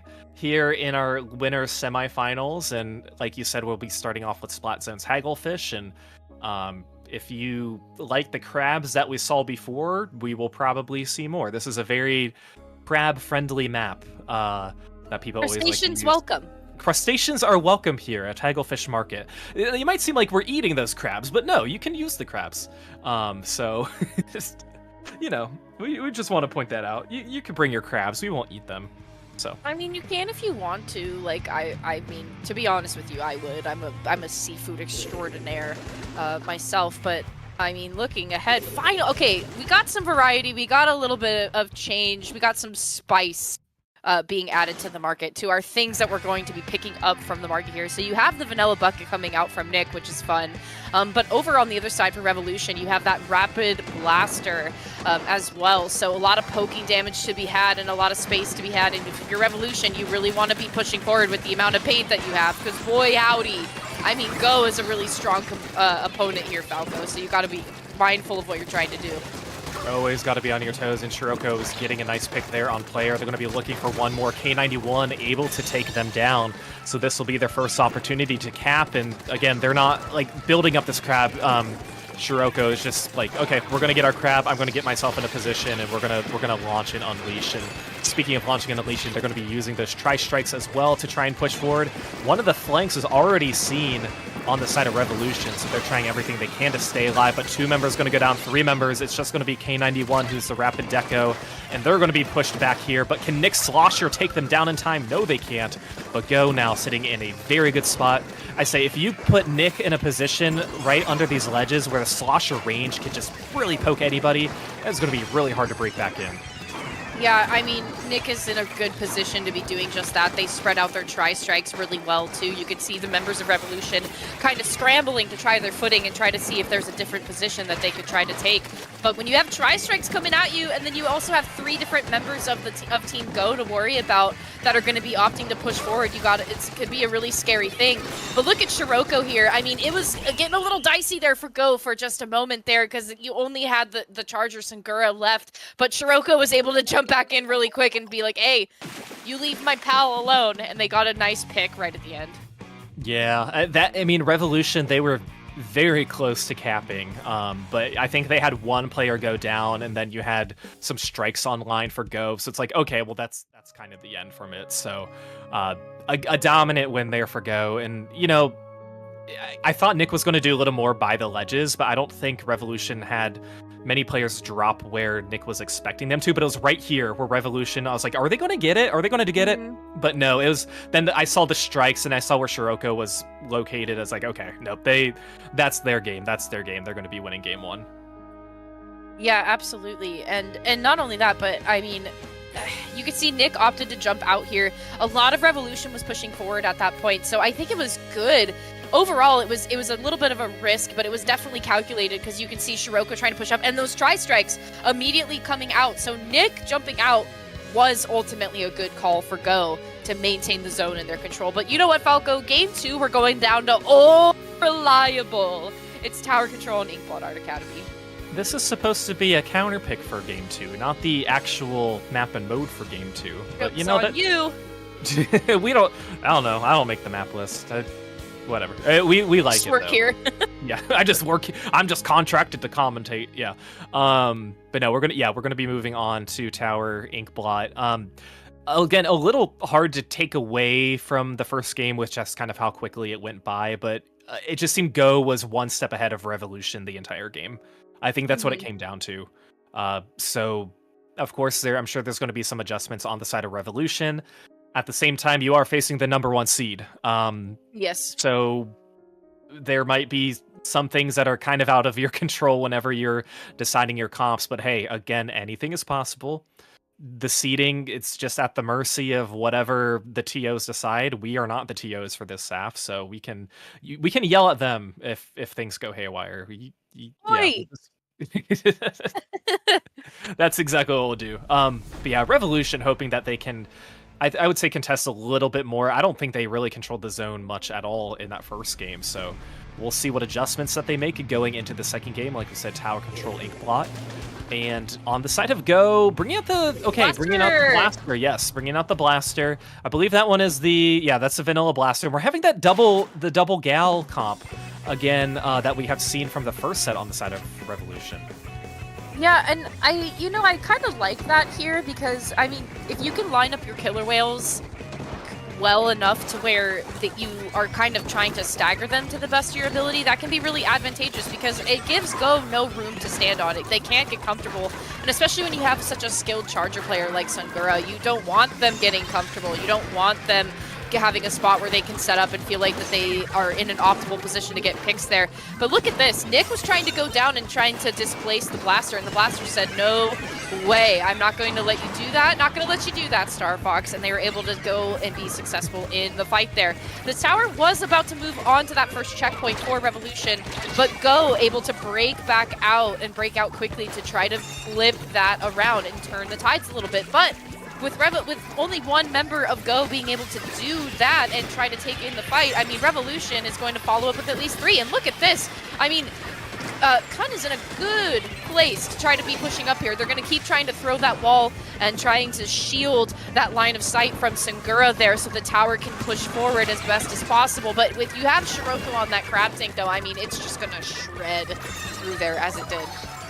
Yeah, and it's interesting. So Revolution has the double wall. Go doesn't really have any weapons that can shred wall quickly. Like you have some specials that can do it, but like you have the dualies, which are you're just gonna kind of feed with it. Zap is not very lethal. You have your splash, that was probably gonna be your best bet. So they're really gonna have to use these walls towards their advantage. And it seems like they've been doing that so far. I'm very curious to see how Nick is gonna be doing with these end parries. This is, I would say, one of the most favored new weapons that people like to play just kind of for the shenanigans, and obviously in a top viable situation like this. But it is so, I don't want to say feed heavy, but you got it. You're on top of things when you're playing this weapon, in strategically placing your triple splash down to try and push forward. And I think Go is going to be in a pretty good situation to do this, as they do have a little bit of the map control, but of course with these whales, again, targeting the tower, that's going to be really hard to break in. We're going to see a jump here. The gal's not going to be able to identify the jump, but they are going to be able to hold on to this lead. So Revolution still doing such a good job, and even then some, still pushing up and painting a little bit more at mid, but leaving this tower neutral. Yeah, and that's exactly what you want to be doing if you are Revolution. I mean, sure, you have a little bit of space to afford to try to let Go, maybe try to get in and get some space, and if they have the timing to do it, then they will. But again, with the killer whales, you can see that for a little while there, Sungura so comfortable up on that top ledge, and with those killer whales coming out, they had to move down. And now we're into a 2v2 scenario. Player is going to opt to push forward as best they can. They're going to take out the range away from Go. And look at that. They were trying to follow up. Their teammates were trying to follow up, but unfortunately they went down. But the trade's still happening. So again, Revolution on the offense here. The blaster's positioned by the tower. You have a jump in from the 52 gal trying to push forward. And they have the bubble, no less, Falco. So they want to try to get the second checkpoint. They're going to be in a really good position to get the second checkpoint, but not for long, as Go is going to be able to tap the tower, take full advantage of their manpower, and push the tower back to mid. Yeah, now, 4 specials online, staff. Look at this. You're gonna have the strikes, you're gonna have the splashdown. They're gonna be using 2 of them. You're gonna be using the crab and the splashdown. don't net any splats from that quite yet, but they are still pushing the tower. You have one flank from behind from Revolution, and I think they're finally down now. So I would be, okay, this is where Go is going to be taking the lead right here. They're going to be getting to this checkpoint and going to be probably moving past it. Members of Revolution are now respawning, so yes, they are going to be getting past this checkpoint, and a lot of the pressure is still up. The splashdown is online, still online, and the crab is now being used, so Nick has been alive for a while. Ooh, and unfortunately for that, okay, they do get, I believe, one pick, but they are going to go down themselves too. But anything you can do to extend that lead in the last minute, I think is going to be crucial. Of course, you only have a one checkpoint lead at this time. The points besides the checkpoint, I don't think they really matter as much. It's really the checkpoints that you're going to have to focus on. So that is going to be Go's priority moving forward in these last 30 seconds. And Revolution knows that they have to make a move here. 20 seconds left to go. They have to. There's no other option but forward, and so they can do it here by taking advantage of the two men being down, but then they also lose the blaster in the process here, and Sungura's in a really good spot to have an open sightline. They're keeping track of who is going to be trying to go in for that rail, but I mean, look at this, an open sightline for the tower. The GG tri-strike going to be coming out, two members of Revolution going down. I mean, that was going to be Go from the get-go, if you know what I'm saying. Oh, I know what you're saying. I know what you're saying. That was Go's plan all along. They got the lead. Yeah. Of course, you have your strikes. Those are your GG strikes. And it was the Firefin who had the strikes too. So it's like it wasn't even strike. I don't think there were strikes that you can build up quickly. You know what I mean? It's not like a T-Tech. It's not like a Neo Splash or another weapon where you can just like, oh, I'm gonna strike at the last 30 seconds and I'm gonna strike again. You had to wait for these strikes to happen at the perfect time, and Sungura knew that was what's going to happen. Saw the highlight, okay, 1 minute left, we're going to throw that. And then the crab just for the cherry on top as well. Insurance. All for the insurance, you know? Insurance. So, insurance. So Revolution's comp there, you know, bringing out the double wall, it worked out early in the beginning. Mm-hmm. It did. They were able to push forward, and I think there are so many key placements you can use wall once you get up by Slick. The problem is getting up by Slick in the first place, up towards that second checkpoint. So, a great comeback there for Go. Obviously, a great push for Revolution, better than the first game, but ultimately Go coming back with it. I think Go's special management helped them a lot. They had times when they had 4 specials online. Coordinate them used to, I believe Nick used one of the triple splashdowns and it quickly built up another one as well. So, again, coordinated specials on the side of Go, and they just need one more in order to move on to the winners finals. Yeah, a lot of momentum here for Go. A lot of I guess history, if you will. A lot of history with this game, a lot of knowing what you need to do, where people are going to be and stuff like that. But I mean, gosh, the mobility and the movement that were coming out from the players of Revolution was actually insane, because even though Go at the end had the upper hand, I mean, you had multiple members of Revolution up in their bats and on the platform of Go throughout and through a lot of that game. Like, they were able to take the aggression and take the offensive to the spawn of Go quite a few times. So, I mean, definitely not making the win for Go very easy. They had the lead for a lot of the time. So it's now coming down to these final moments here. I mean, Go definitely wants to be punching their ticket and moving forward, but is Revolution going to let them do that? Because they want the same. And it's kind of silly because Sungura's going to say, hey, I'm going to actually play Bamboo for this one. Yeah, and again, everyone has things up their sleeves that we love to see, and Bamboo's definitely one of those. Nick is going to be sticking with the M parries, but we are going to see the custom blaster come out this time for the first time, so Revolution will have a triple splashdown of their own. Of course, this blaster, it has point sensors, so you got to be very careful about where you're positioned. You don't have anything that can help paint you if you're running low on ink to just kind of throw out. No burst bomb to kind of paint your feet to try and, you know, alleviate your mobility or anything like that, so you have to be very careful with this special. But Revolution is going to be the first one to pick up the Rainmaker, and they're going to be getting 2 splats. Can they get this dunk early on? It looks like they do. So a very early checkpoint here for Revolution, and they're not letting go any of the pressure. Saf already getting Cooler online, trying to push this forward. Can they avoid the curling bomb? No. Nick's curling bomb is ultimately going to be what is splatting them, and it's just going to be the splash who's alive, and they're going to be quickly identified and splatted from Go. So a good opening push for Revolution, just 1 minute in, but Go has been doing so well with their slower and steadier pushes. Yeah, look at Nick wasting no time going out into that first checkpoint area of Revolution. I mean, they got the delayed wipe, and then they immediately were just like, I'm going forward. And even now with this wipeout here, you can see this court area of Revolution is already so incredibly purple. The lead is going to flip here from Bingo carrying the Rainmaker. Now this is where it gets dicey. It's always this ramp area that you got to be really cautious of and how you want to try to take your points here and take your fights. But Go is going to waste no time in doing that, but the wipeout situation is now going to be flipped for Revolution. And you can see the jump out trying to happen there, so it happens not once, but twice. So Revolution going to take full advantage, and already, oh look my at goodness. this Falco. They were able to run it all the way down to only 1 point difference. Okay, yeah, that was crazy. Okay, they're not done. Okay, they're not done. It's just a zap. Okay, now it's done. We had to hold our breath a little bit because, again, that's going to be the situation where you're going to jump, you're going to do everything you possibly can to get to the lead, and Revolution did everything perfectly. I'm sure they tied at the 32 mark, but of course in Rainmaker you can't tie. It's always going to be brought back to the next number. So that was crazy. That was just kind of like a Hail Mary shot. We got to go with this. We're pushing it. We got to go. If we don't get it now, I don't know if we will get it without a more coordinated push. So, but unfortunately for Revolution, Go is doing exactly what Revolution just did, which is, hey, we're going to take our time, push up here. Bingo's going to have to avoid some of these suction bombs coming out and avoid the drop.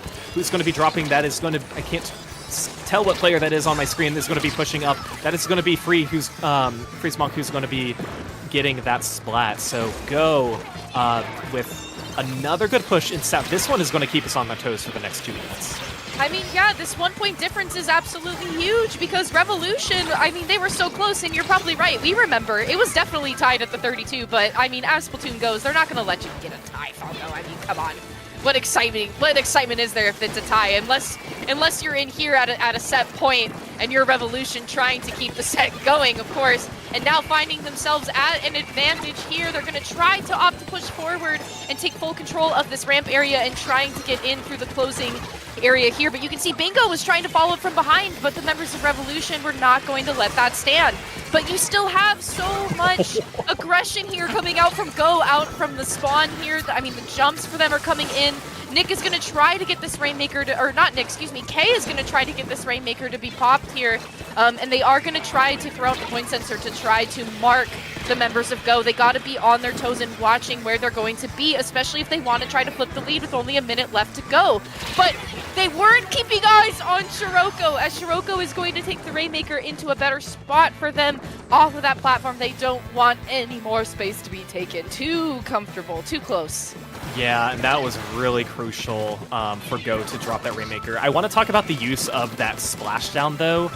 That wasn't meant to get picks. That was meant to, hey, you need to back up so my players can get their jumps in. You know, or else those jumps would have completely been camped. But here's Revolution's push once again in the last 30 seconds. They have the Rainmaker, one player down on the side of Go. Revolution trying to get this to keep their hopes alive. 2 members are going to go down. 3 members are going to go down on Revolution. So Go going to be putting themselves in a comfortable position. The specials that they can have for a GG stop could potentially be a splashdown, potentially a crab, and a whale. Not the best specials you want as a GG special, but here's going to be the final push.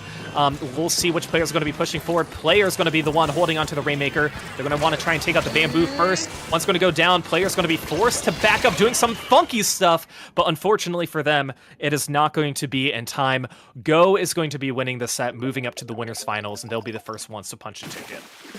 Yeah, and Revolution did not make that easy for them, not by any means. You could really feel a shift in the game as soon as Revolution was able to touch that 1 point, almost 1 point, that tie, that lead. Once they were able to almost put their hands and hold that in their palms, you could tell that there was a vibe shift on the side of Go. They were playing a lot more cautiously. They were trying to pay a lot more attention of where they were trying to be positioning themselves. And in the final moments here, player holding onto that Rainmaker, you could see Sungura up on the top right there. There was a trade over on the left. Nick trying to come in with Shiriko to try and take the fight there. And player, I think, just opting a little too soon to try to squid roll down into that pit area. I don't think they were expecting their teammate to go down as quickly as they did with trying to help them out there. So, I mean, yeah, it was so close for Revolution to stay in this fight, but Go just had one more trick up their sleeve in those last moments, and they were able to take the set to a 3-0. So congratulations to them for moving on to the finals. Yes, and Revolution will be dropping to that losers bracket. Again, they're waiting on a few matches there. Thin Air and Ice Spice Roblox facing off. They don't have any scores reported, so Revolution might be waiting just a little bit longer than maybe they hoped for. But hey, that's a part of what happens when you get down towards the later end of these brackets. But yeah, Go is going to be moving on. They're going to be facing the winner of the Dark Brotherhood and Catcaller. So a tied set 1-1 over on that side. But Seth, that is going to be it for us tonight on our block of Proving Grounds. It has been a lot of fun. We'll be back with the winners finals. Of course, not us. You will likely be seeing probably Siren and Popgun because Lily is a little bit busy right now. Lily is commentating the Division 3 finals over on Splatoon Tourney. That set's tied 3-3 actually. Sea Bunny Plush and Eggshells. So I'm sure Popgun will be making his guest appearance that he's completely dreading, I'm sure. But that's going to be it for us, Saf. So it's been a pleasure. Always and forever. Where can we find you? You can find me on Twitter. You can find me on, I think, B-Sky. I don't know. There's no profile picture. It could be a fake account, but at Safirea, that's 2 P's, 2 A's over on those platforms. You can also probably catch me over on Splatoon Tourney. Probably watching this Division 3 finals, but you can also see me in the chat watching for the Proving Grounds 26 winter finale. But Falco, also, you can catch me on SAC finals tomorrow afternoon as well. Lots of commentary to be had this weekend. A lot of fun events going on. It's the end of the Ludi season as well. It's kind of like a holiday. But what about you? Where are you at? Where can I find you? I'm looking. Binoculars out. You're looking. If you've been to my house, you know where to find me. You can find me, Falco Flyer, on Twitch, Falco Flyer 11 on Twitter. Also streaming the final Ludi set of all of Ludi, except for Division X, who knows when they're going to play their stuff, if they ever will. But we will be live Sunday night with that broadcast. Ludi set's happening all throughout this weekend on Splatoon Tourney, so definitely check it out. But yes, it's been a pleasure. Your winners finals for Proving Grounds 26 are coming up, along with the rest of the tournament. So you guys don't go anywhere. You're watching Proving Grounds 26 here on IPL.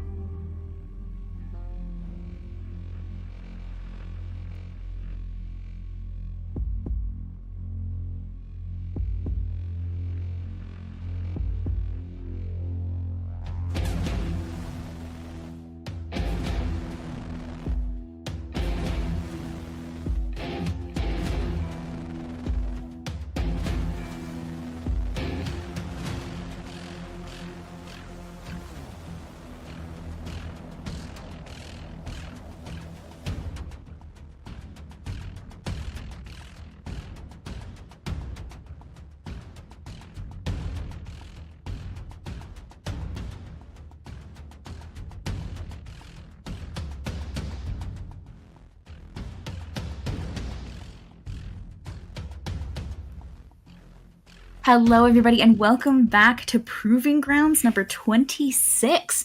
If you recognize my voice, any raiders coming in, don't worry about it. I'm in multiple places at once, and everything is fine. My name is Splatoon Lily, and I am joined tonight with Siren. Hi, Siren. Hello. I am barely holding on today, but nevertheless, I'll push through for Proving Grounds. I'll be the one. We had a Canadian takeover tonight, so if you're hearing a lot of weird vowel sounds, it's our fault. We're not sorry. Yes, I'm not sorry. There has been a few times. I don't think I have that heavy of a Canadian accent where I will say something and I know immediately that the chat's gonna make fun of me, and it might be a theme tonight. Sorry is one of them. Whenever people call me out for being Canadian, it's always because they hear me say sorry, and they're like, oh no. I had someone do it in person at a LAN once. I was just talking with a friend, and someone looks at me and goes, oh, are you Canadian? I was like, what? Anyways, getting right into it. It does look like we're going to be playing between Go and the Dark Brotherhood on TC Inkblot, which I believe is, according to Popcorn, exclusively a second map pick in a set, and not a first map. So I don't know if we skipped something, or... Really? Wait, I missed this. So maybe we did miss something, but according to the scoreboard, we haven't. So I'm just going to assume that this is correct, at least for the time being, and then we'll go with it. I mean, hey, if it's not a best of one, then it means we guarantee this map happens anyways.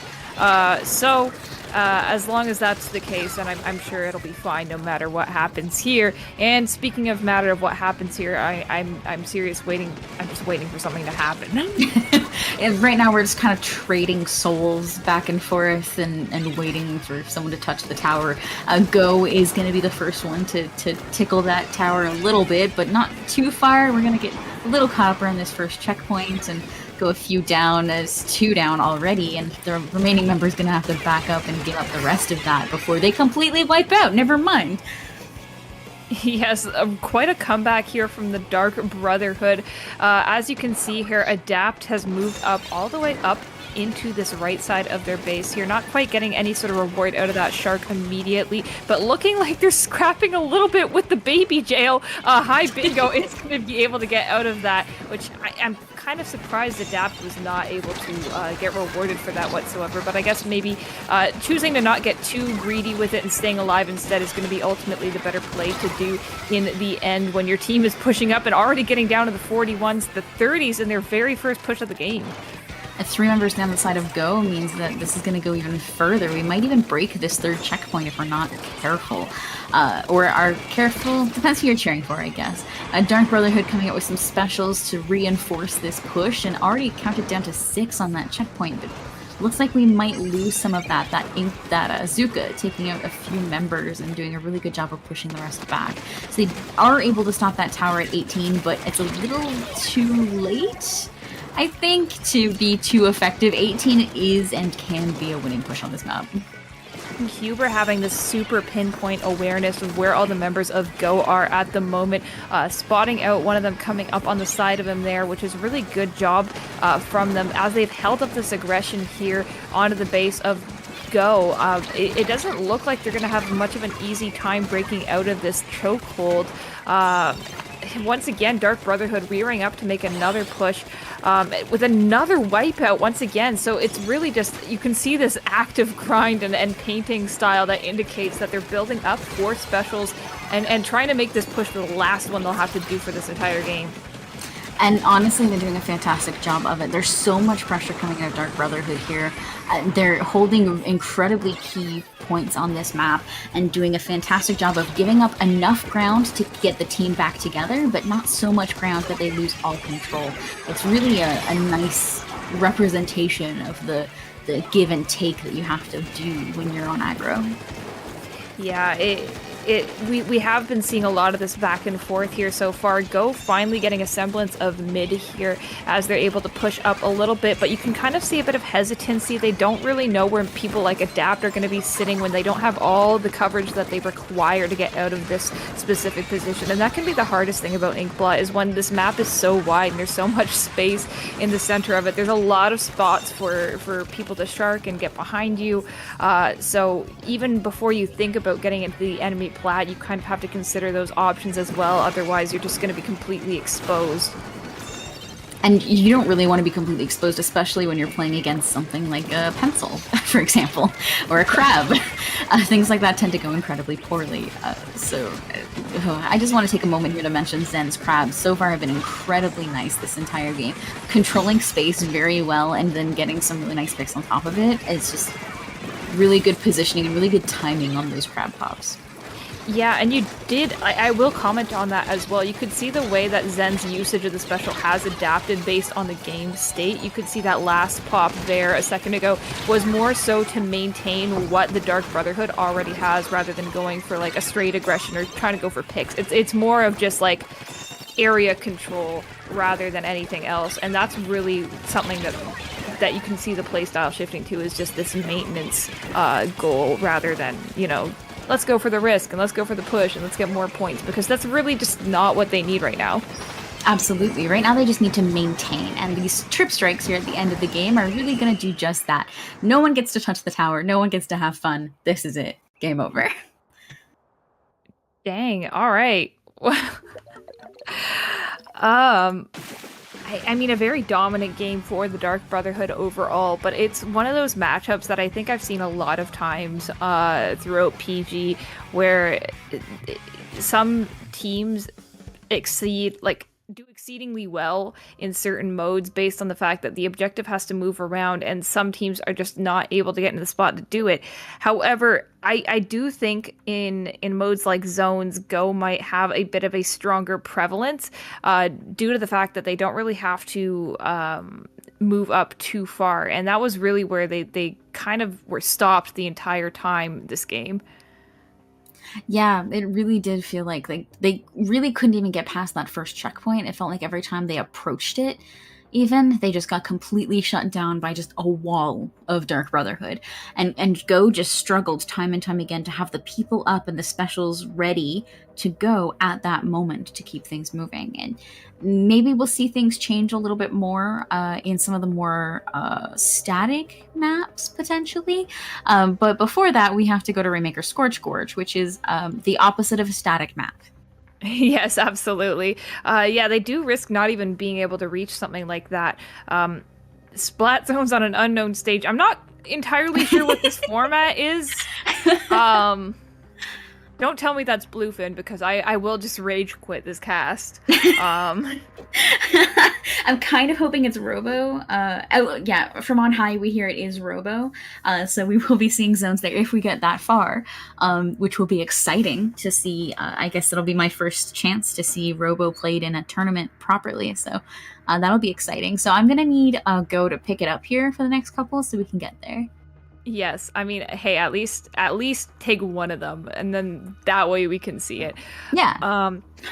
For me, it's not even just like the first time I would be seeing Robo in tournament. It would just be the first time I'm seeing Robo, period. Done. I have not touched this game very much since the update, and Robo was just not in the map pool when I got on. So, hey, it'll be a first. To me, it already looks like Gobi, but I could be wrong. That's just what it'll look like from the trailer. However, plays very similarly to Reef. Oh, it's really okay. nice. I do like that. Yeah. Anyways, here first, we're gonna see Nick pop a Azuka, and get very little for it, unfortunately, except shot at by a crab. So this is another moment I think we're gonna have to wait for this deadlock to break up a little bit. We're gonna see these two teams scrap and two go down, and Go is actually in the upper hand right now.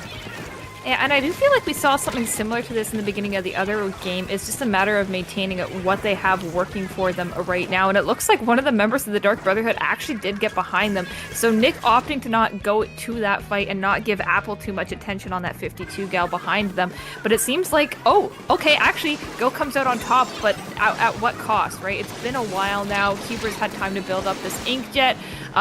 Not going to get much out of it, but again, just we're not really seeing much coming out of Go because they're just getting consistently stalled by one special or another repeatedly since the beginning of this game. Yeah, that's a really big problem for them so far, is trying to get that forward momentum when they're constantly being stopped, and they seem reluctant to just go for it. They seem to they seem to want that stability a little bit first, which in a mode like Rainmaker is probably never going to happen, so they might want to just run it.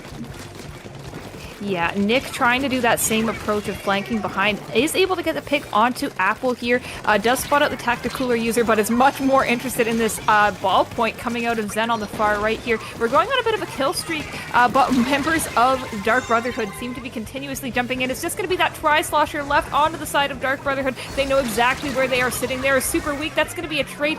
Should allow them to get to this first checkpoint here if jump-ins don't stop that immediately. They do manage to break that first check, putting Sunger in a really good position to just grab it and keep going again. They're going to need to wait out this crab and Inkjet as well on top of that. I was going to say it would surprise me if we hit anything else pretty soon. More specials almost at ready and probably going to get popped incredibly quickly. That Rainmaker does have to reset, which is unfortunate for Go. They probably wanted to keep that power position a little bit longer. Yeah, originally I kind of felt like it didn't make sense for them to pop that Inkjet and the crab at the very same time because then they wouldn't have anything after it. But now I think with the stall of that Rainmaker resetting, it means that they do have a little bit more time to build up specials once again to move back into this. I just think it could have been done a little bit faster, but ultimately this isn't really a bad position to be in if you're a Dark Brotherhood whatsoever. But that could very much change as Go continues to get these picks just one by one, looking to make a better man advantage than this, but I don't know how likely that is to happen given the circumstances of what's happened so far. Go seems incredibly reluctant to just pick up that Rainmaker and start moving. And I'm gonna get a little saucy here because it's late at night and I've already done a commentate tonight. The number one best way to win the game is to pick up the objective. And it feels like Dark Brotherhood has that pretty well down. They know they have to grab it, they know they have to move it, but Go is just stalling things so long, and I'm worried for the moment where it stops working for them.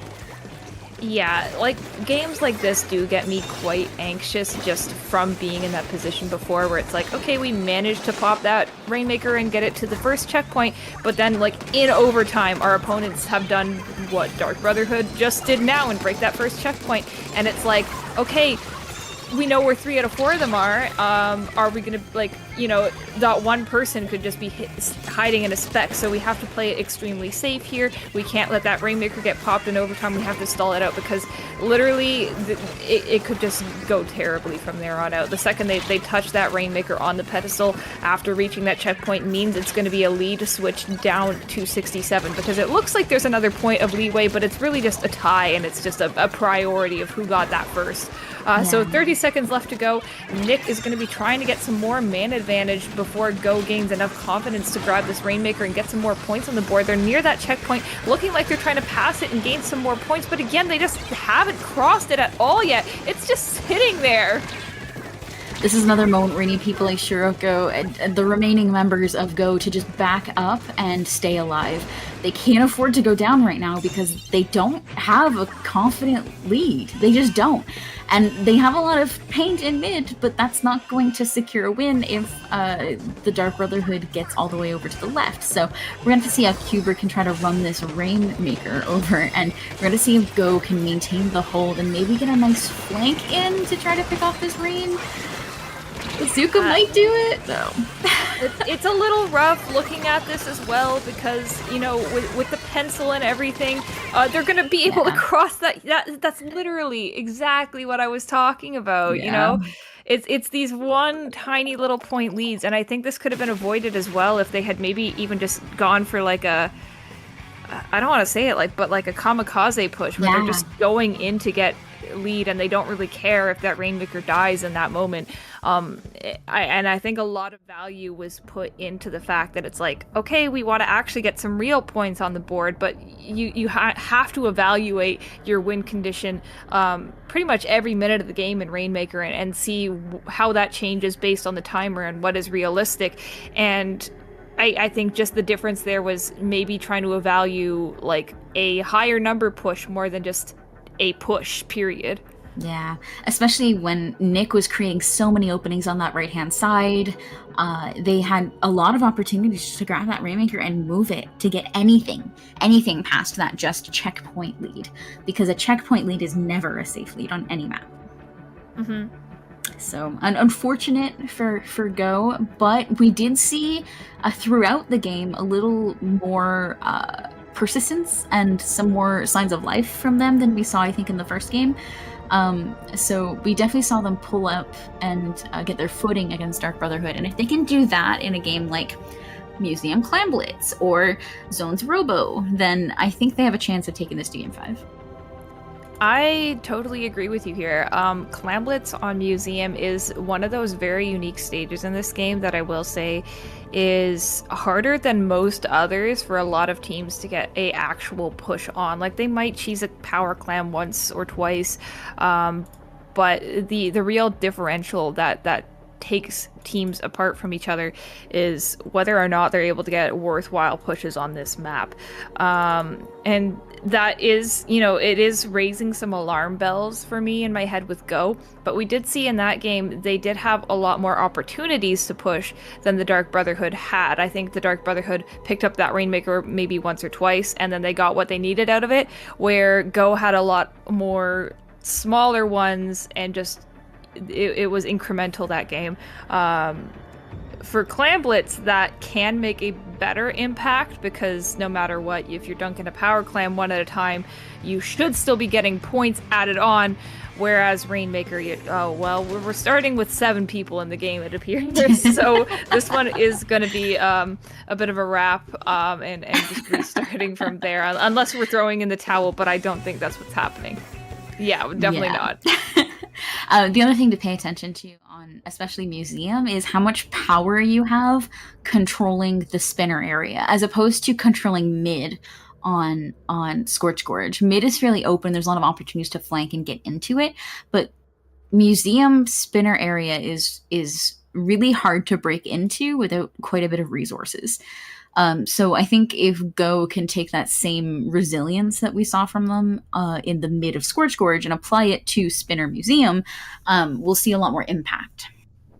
Yeah, that is something I will agree with too. I have been noticing a lot of really strong positions coming out of Cuber, which is something to make note of here because I do want to pay attention to where Cuber decides to go in this game as well, because it is a very like long range dominant map, because basically if you control spinner you control everything on this one, kind of like you were suggesting here, and that is very hard to break through.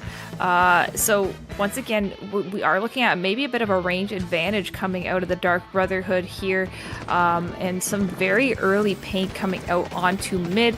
However, we'll see how things go from here. It seems like you have something to say about this, though. Oh, yeah, just very interesting. On the side of Go, we see the bamboo coming out instead of something like a pencil, which is, I think, an interesting pick that we don't see played very often. But we also see that Kraken 96 gal, which could also play very interestingly if Dark Brotherhood doesn't just wrap this up right away.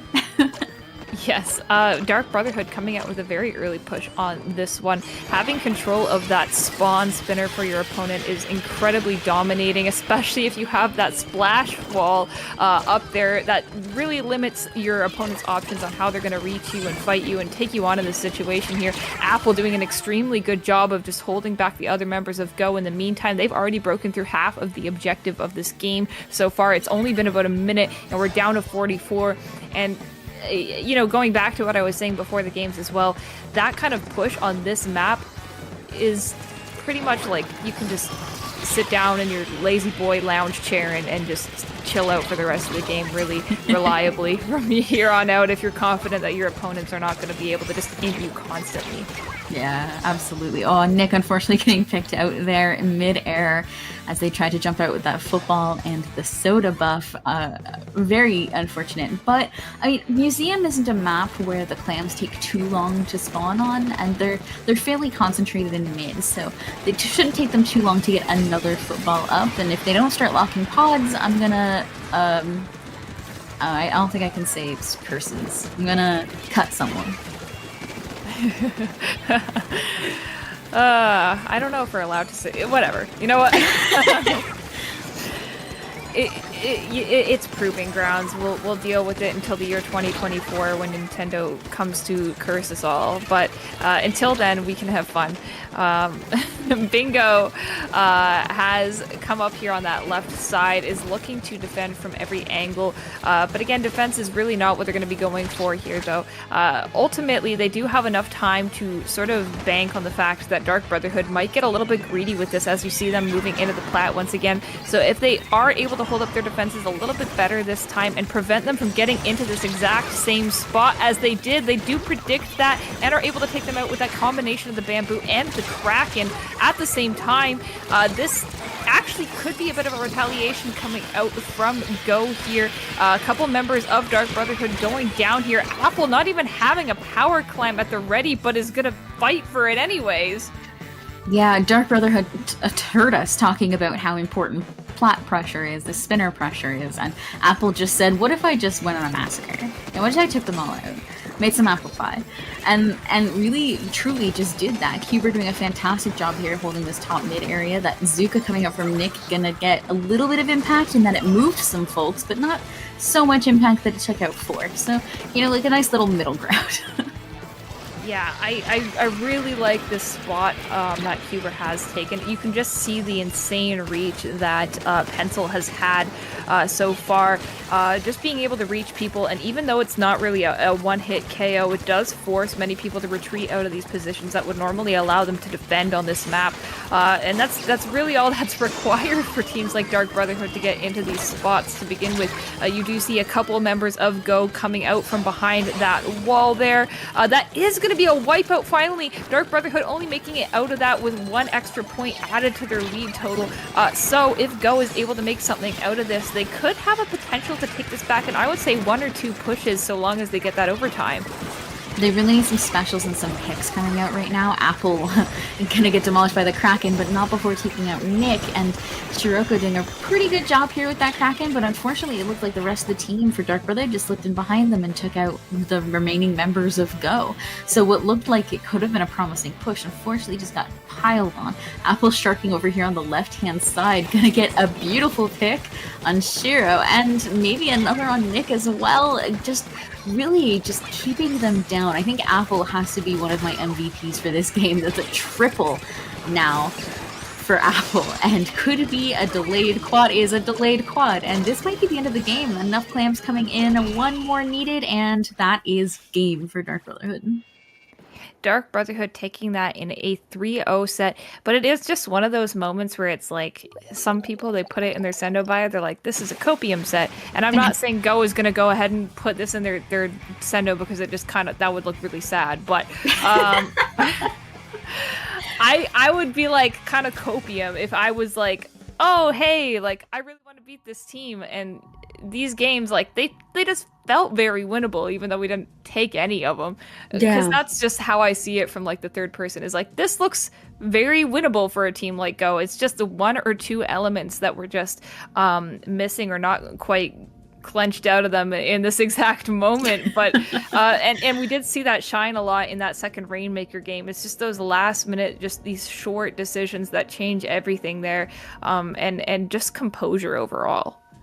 Yeah, I really think, like, I know these are pickups, but if I were these players on Go, I would review these games anyway. I feel like there was a lot to learn from watching them, especially in terms of like actually moving forward, which I know it's a pickup, and I know that can be hard on a pickup, but still, I think all of these players need to just take a look at these games and pull up that overhead. I would agree with you there. I sometimes tend to dismiss a lot of results when I'm like looking at it on my own, and I go, okay, well, I want to think about how I lost here, but at the same time, oh well, it didn't have my team's full roster, so it doesn't count. But like, I think it's worth doing in pickups as well, even if it's just examining how you perform against, other people and what has changed across your regular team dynamic or regular dynamic that made you perform in a way that you wouldn't consider your best. And those sorts of things allow us to focus on our weaknesses and improve. So even if it's not like the traditional, like, okay, this is Splatoon, it's a team game, I gotta look at what we did as a team to improve, but we gotta look inward a little first. Yeah. I mean, there's two different aspects to reviewing, and one is the team aspect and one is the individual aspect. You also have to be able to consider like what you personally could have done better. And part of that might have been just like yelling at your team to pick up the Rainmaker and move it.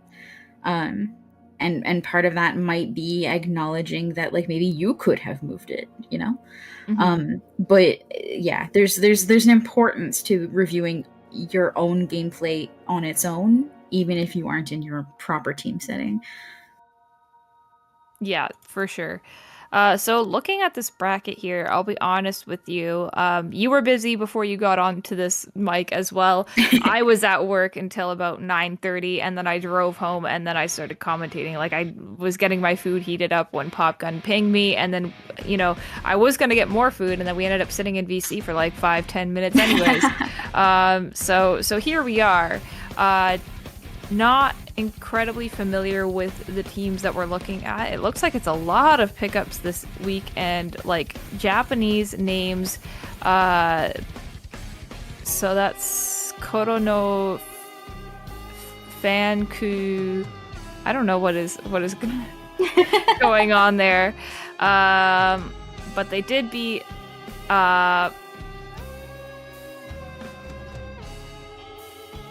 Koro-sen Fan Club. Oh, yeah, that's okay, yes. Yeah, Koro no Fan Kurabu. I like the resolution was like messing around with me on my view. But versus Thin Air. Or sorry. No. I'm just reading everything at the same time. That's versus Cat Collar. I'm gonna pull this up. And see who is on these rosters. And I also don't know what Koro-sen is, so... Yeah, me neither. I wonder if it's a player. Can someone at 9? At 9. What? Oh, yeah, because 9 knows Japanese players, right? Yeah. Okay. Oh, Koro is the VDS on Rabid. Apparently. Oh, okay. I'm just like... I knew Koro on Rabid, but I didn't know that it was Koro-sen, right? So I'm... Yeah. Huh. Oh. Me neither. Huh. Let's take a look. So who is on Koro-sen no Fan Kurabu? That is, Koro, of course. So he's the captain of his own fan club. It's kind of like Selena, which didn't end very well, but regardless. I feel like you should always be the captain of your own fan club. I feel like it's just good confidence. That is true. I am the captain of the A2P fan club. I'm always recruiting. Yeah, 347 Slurks, Reali, me _A. I'll be honest. I'm just gonna say it. This is Proving Grounds. It's gotten less serious as the editions have gone by. These look like a bunch of alt accounts. I've never heard of these people. But I guess that's technically legal now. Yeah. Right? Yeah. Yeah. So whoever that is. Balloon hitting the mic command. Balloon, you know us. Balloon. My God. Right? Already forgetting about me. After all that I've done for you, Balloon. Anyway, on Cat Caller was Luna Tunazuka. I'm assuming because it's Luna Tuna on Battlefy. Evelyn, 5th Gen, Twig, and Storm. Storm? Question mark. Wait, which one? I think we have like 6 options. I think because it's Luna, I think it's Storm T-Tech. Oh, Sway Storm says Elemental. Thank you. Yes. Thank you, voice on high. Sway GG. Okay, so they're going to be going up against Thin Air, and the winner of that will face Go. And on Thin Air, we have... Ooh, some good names. Rose. Enraged Jeff, Len, One Shot Rose, and DJ Screw? DJ Screw. Oh, that's Pincher. Okay. Oh, okay. That makes sense. I was like, I know all of these names, and they're all very good, but who the heck is DJ Screw? Yeah, I could not tell you. Speaking of going back to the other one, I still think it's alt accounts because this is, for some of them, it's the first tournament on their Battlefy, and none of these names ring a bell. In fact, like 3 out of 4 of them. So, who is this? Who knows? Who dis? New phone. Who dis?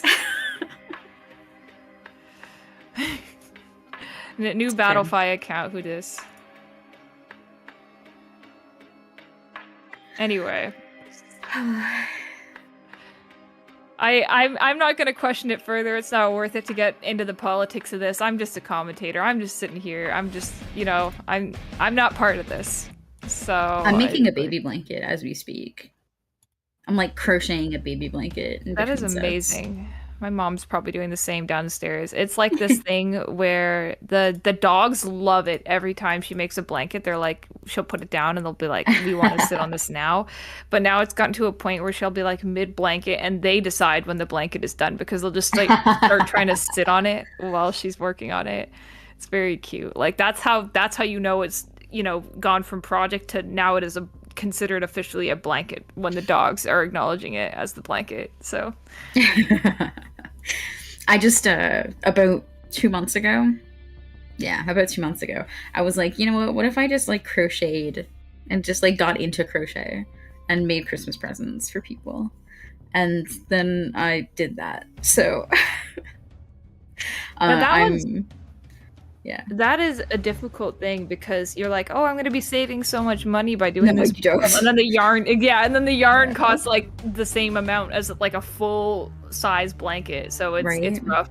Yeah. It's more like one of the blankets I made cost me like $120 in yarn. Yeah. Was it worth it in the end?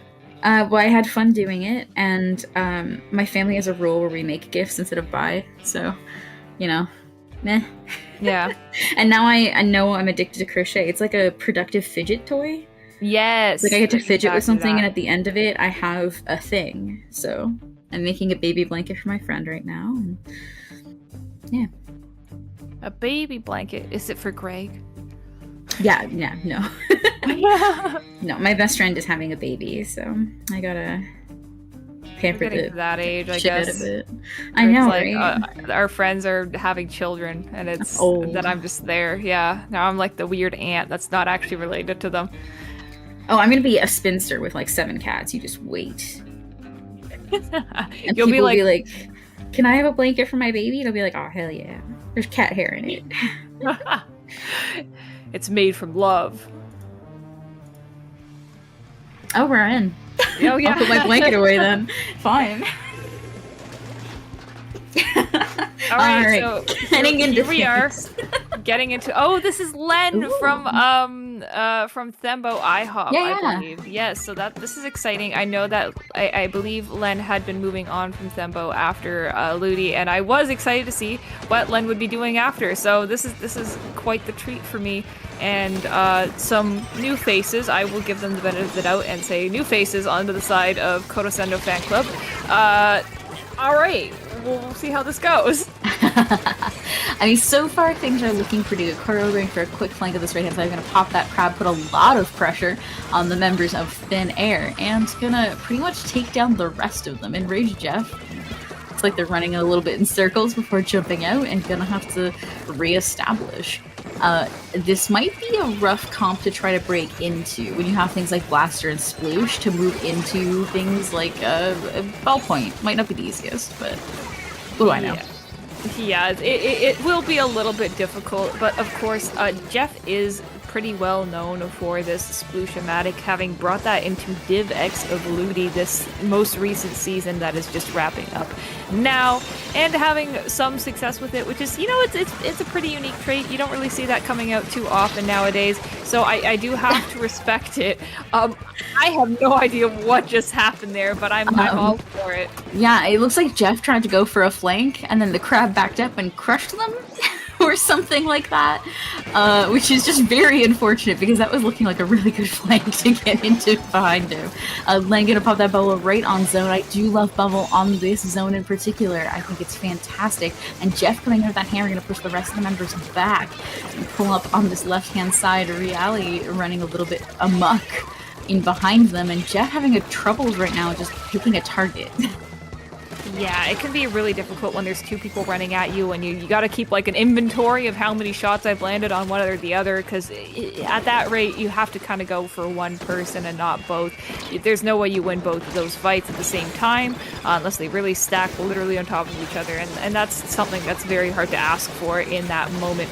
Though Kodosen Fan Club here doing a very good job of sustaining zone here. It's really just going to be that leader onto the side of Thin Air, and they're going to have to harbor some jumps, so picking safe positioning here in order to buy time for the members of Thin Air to get back in here and even just get a cap in time for zone to not give the knockout to Kodosen Fan Club.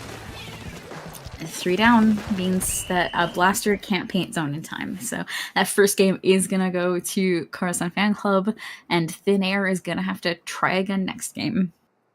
Yeah, and you did mention in that game as well that you did like bubble on this zone a lot, which kind of clued me into the fact I had kind of forgotten that I was in the presence of another junior player. I don't know how I forgot about that. I guess it's that NZAP pill that has been changing us as people a little bit, I think. But do you... I will ask this, it's not really that relevant to this map in particular. Do you feel like you're ever picking the vanilla junior based on the sub weapon alone on certain maps? Because I will almost always fight for it on things like Macomart.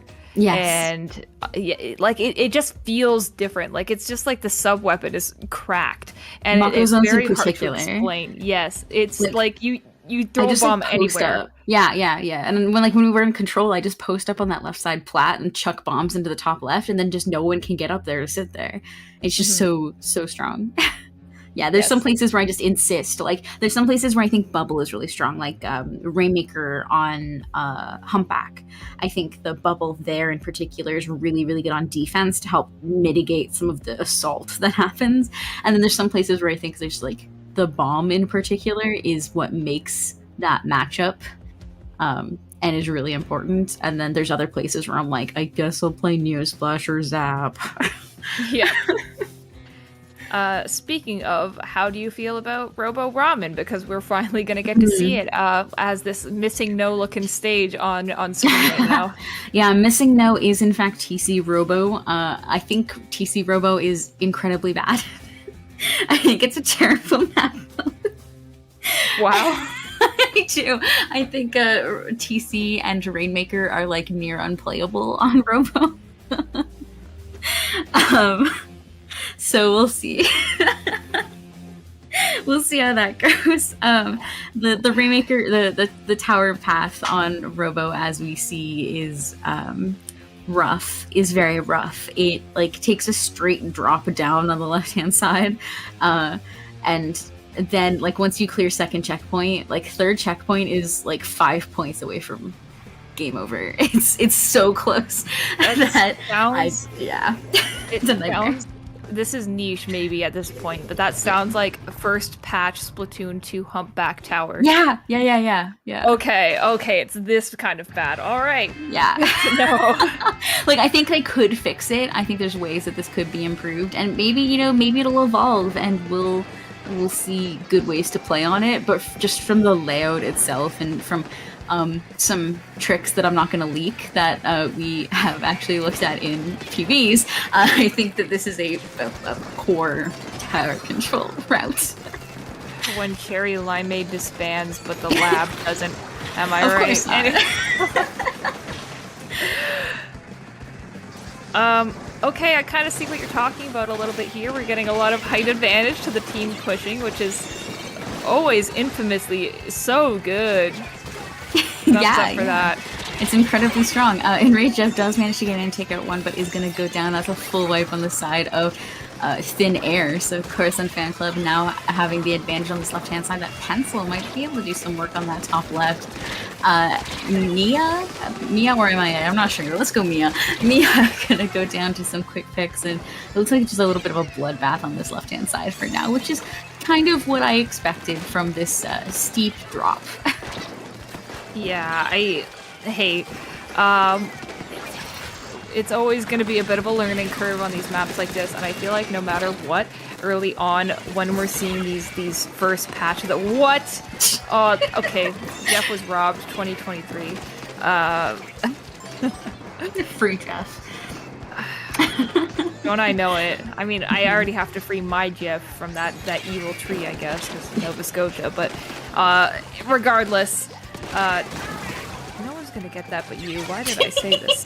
Down on this bottom left-hand side, we did see Len playing a bit around that pit area, which is honestly probably the strongest place for a blaster on this map. There's a lot of ways to shoot around this pillar, and a lot of ways to shoot up into people who can't fight back because you're above them, right? So, it's a strong position for Len if he can maintain it.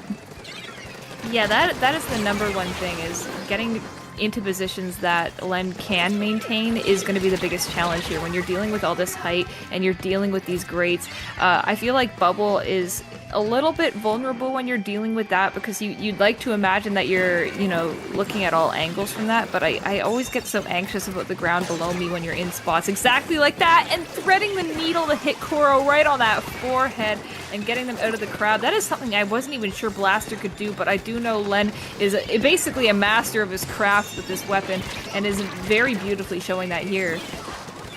Yeah, if there's ever a blaster I don't want to fight, it's Len. Len actually legitimately scares me when most blasters are just like, oh, what are you gonna do? Shoot at me?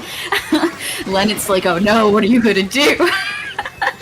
So we do see this tower approaching this third checkpoint, as we can see incredibly close to the goal of this game, and breaking straight through it, no one able to drop into Len. Dominant in that position is going to give them the game. Len, absolute MVP there, just on an absolute kill streak for the last minute of that game, proving our point, and reminding me that I miss playing Blaster, but it could never be. Yeah. Blaster's one of those weapons that, sometimes in a TC rotation when I'm bored, I'll pull it out. But I know I could never justify playing it in competitive right now. But I think Len is one of those people, who maintains such a strong advantage with a weapon, and a weapon that people see so infrequently that it's hard to fight against, too, on top of that. So that does mean we're going to game 3, Remaker on Scorch Forge, which we already saw earlier,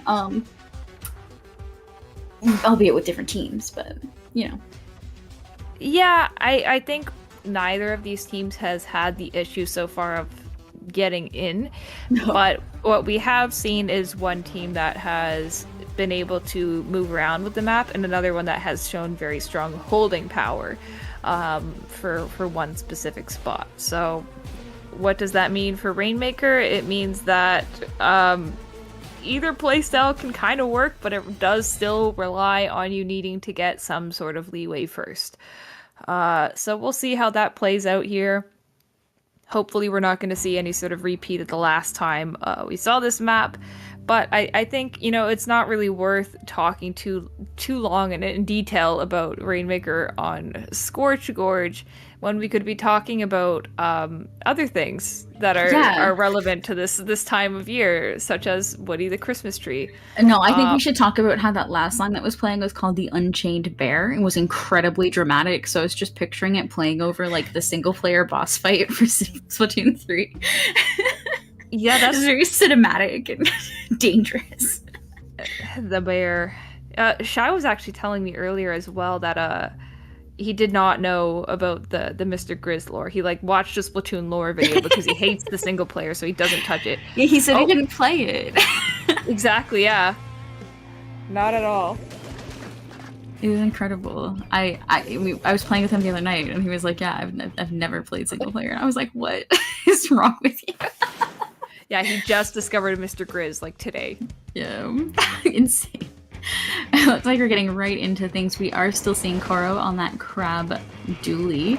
And I mean, nothing too controversial on either of these sides. It's just some crabs and some inkjets and some zukas and, the usuals. Yeah, I mean, on one hand, neat. On the other hand, yay aggression. Where's the defense? Don't need it. We have Enraged Jeff. Never mind. I take that back. Rest in peace. Koro getting in a really good spot here to either pick up that Rainmaker. Does sacrifice that one spot that they had that was very ideal for Crab for the time being, but it is allowing that Rainmaker to move up into these great angles here. It is going to do some wiggling around. Going to get up to 17 very, very early on, and that is a very dominating push, but with this map, it's not the end of things. I've come back from worse. Many others have come back from worse. Yeah. And it's doable. We've seen Thin Air pull out pushes from Thin Air. So I think they can do it. Wow. That was a good one. Thank you. I appreciate that. Enraged Jeff coming around with this hammer causing some chaos. Does manage to get to only one left up somewhere, is going to give Thin Air their chance here to get some points on the board. I think this is a good opportunity for them. All of the players of Coruscant Fan Club are back up. That bubble going to come in clutch and help protect that checkpoint, and the rest of the members up 2v2 going to pop that Rainmaker. Now I do think they need some specials and some picks right here before they can move a little bit further. It looks like DJ Screw agrees. It feels like right now, I mean, shooting forward to protect things, but also charging that Zuka is going to move people off this high ground. I was about to say we need to touch that before it resets, so bless them. Yes. And not going to be quite able to do that same thing that Len was able to do before shooting that crab right out from the what's that place in the Ava where they pilot it? Anyway, the base of it. Oh, I guess so, yeah. Out of the I guess it's the crab pit, the cockpit. I don't know. Can we call it the crab pit? No. Oh, that doesn't sound too good. Now that you say that, the way you reacted made me think about it more. Okay, never mind. I take that one back. Yeah, let's do it. It's the crab pit. Anyways, we do still see Thin Air with a pretty good control of mid, but 4 specials up on Coruscant Fan Club, 2 popping at once, means this is probably going to swing pretty quickly here. Yeah, it's a bit of a rough position, no matter how you look at it here. That crab taking out 2 there, you definitely don't want to be seeing one shot going down out of everyone here when you're defending. So that is going to allow Coruscant Fan Club to get up a little bit farther here. I don't know if they're really going to bother going for points here, or they're just going to try and move Rainmaker into positions where it's harder for Thin Air to retaliate from. So right here on this corner where it's hard to shoot at them, but they can easily just shoot over this wall is going to be ideal for them. You see them just ticking down this timer down to 30 seconds. They're getting these pushes. I don't know really how far they're going to want to do this. They might just move it up when it gets closer to that 10-second mark on the Rainmaker, because the last thing you want to do is explode your teammates and do friendly fire, which is Yeah, the only the only real method of doing that. That's not true at all. There's so many ways to friendly fire in this game. Really? I have a list. Well, I mean, you can do indirect things like dropping missiles on your teammates. You could knock them off the map with Rainmaker Shield. You can put a bubble behind them, or a shield or a wall behind them, and let a bomb explode on it. That is also true. I mean, So the many bomb ways. you need somebody else for, though. True. I mean, most of those you need someone else for, but it's just so many ways to help kill your own teammates. Jeff. Yeah. Sorry, Jeff lived that, and I'm not sure how. Anyways, Thin Air here, trying to get that advantage back, is going to pick off 2, but still 2 specials left online on the remaining alive members. And Rage Jeff going to have to go for this massive flank. Going to pick off that crab and get a bit of high ground here to try to help this push continue going. 25 seconds left on the clock is going to put them in a rough position to try to push to 17, but not unheard of, especially with only one left up. Who does drop on the Rainmaker? It's still just one up, though. They are moving a little bit farther. Jeff is able to get that hammer out. Is going to stand on top of the Rainmaker. That's knockout too. They seal the deal. Look, I said it before. They could pull it out of thin air. In the same way that hammer comes out, that already breaks the law of quantity of mass. Just think about it. They really did pull that victory out of thin air. Yeah, you're right. They truly did. Like, almost all specials in Splatoon do just break the law of quantity of mass. Yeah. Like, it just really Like, where does. did you pull that from? No comment. It was in their butt. Anyways, congratulations to Thin Air. That was I was really hoping as soon as I saw that hammer push, I was like, oh, this is good. This is over. And I'm just, man, that was a treat to watch that end of that game. Very tense, very intense. And we got to talk about team kills for a bit. So love to hear it. I do love me a team kill. Okay, this is my confession, and I have a little bit of guilt in my soul knowing that I did this once, but I do think I threw a game of solo queue once in Splatoon 2 by killing my entire team by blowing up with the Rainmaker. I don't remember the circumstances beyond it was Camp Triggerfish, so I probably shouldn't have been playing anyways. But that does mean that there's 3 people out in the world who have been affected by my terrible decision making in 2017. It's okay. It's okay. I think they can forgive you eventually. Goodness. So Go is going to go up against Thin Air, and Thin Air actually has not faced Go, I don't believe. Unless it's before round 3. In which case, that happened earlier and doesn't matter to me because I lack object permanence.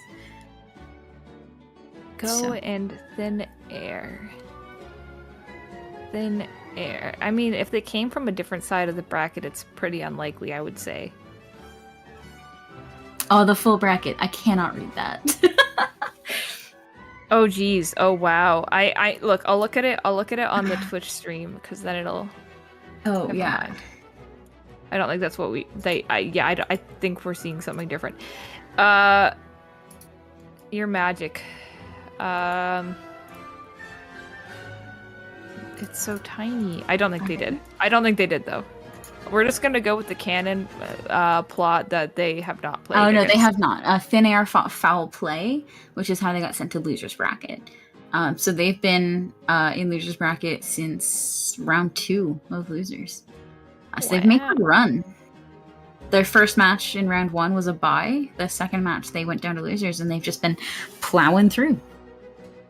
That is quite the comeback, and maybe they'll be able to continue doing so. Yeah, I mean that's the hope, right? Yeah, I would we love say a so. Cinderella story. Oh, well, goodbye then. So my cat's ditching me. It's very sad. It is. She'll be back later to go. It's fine. Mhm. Yeah, chat. If at any point you hear a cat yelling, it's my cat. She's deaf. Her name's Sophie. She likes to scream. So just you give a hi Sophie in chat when you hear her. She'll probably be yelling later because my brother went to bed and that's illegal. You know, I am glad that cats have a like very strong senses aside from like vision and hearing. I had friends growing up who had a cat that was blind and deaf. And I just remember I was staying over there for a few days once, and I was sleeping down in the basement where that cat liked to hang out. And it would just like at random times, it would just be in like, it would just, you know, what do you do with yourself when you're blind and deaf if you can't read Braille, right? It would just be like, I have this picture of it, and it's sitting on top of this Wii U, and the Wii U is turned off, and it's just kind of looking down at the ground on the Wii U, and it just stayed like that for hours. Wow. It was a very cute cat, though. Sophie is also a very cute cat. She has a window bed next to me, and that has a heated blanket on it for her because she's a spoiled baby. Well, spoiled old lady rather, but still. And yeah, she yells at everything. She'll yell at her water before she drinks. She yells at us constantly, and she has no volume control because she can't hear herself. I love needy cats that are just very they're very vocal. Yeah. Like Drumstick, my other cat, is very needy, but she'll just follow you around and want to be with you everywhere you go, but she doesn't talk very much. Sophie makes sure you know she is with you at all times. Drumstick. Is it based on the legs or like? Yeah. So Drumstick's name is actually Cinder, so she's named after a warrior cat. Which we won't talk about. What we are going to talk about is how she had leg surgery on both her legs. So they had to shave them, and when they shaved them, they looked like turkey drumsticks before you cook them. That is amazing. I started calling her Drumstick because of her shaved legs. And it just kind of stuck. So that is beautiful. I support like weird names for pets. One of my weenie dogs is named Zizi, and he named himself. Incredible. We were trying to we were bringing him home, and we were trying to decide names for him. And my mom was in the car while the other two were picking up food, and she's with the dog, just texting me, asking me like, or just letting me know they're getting food.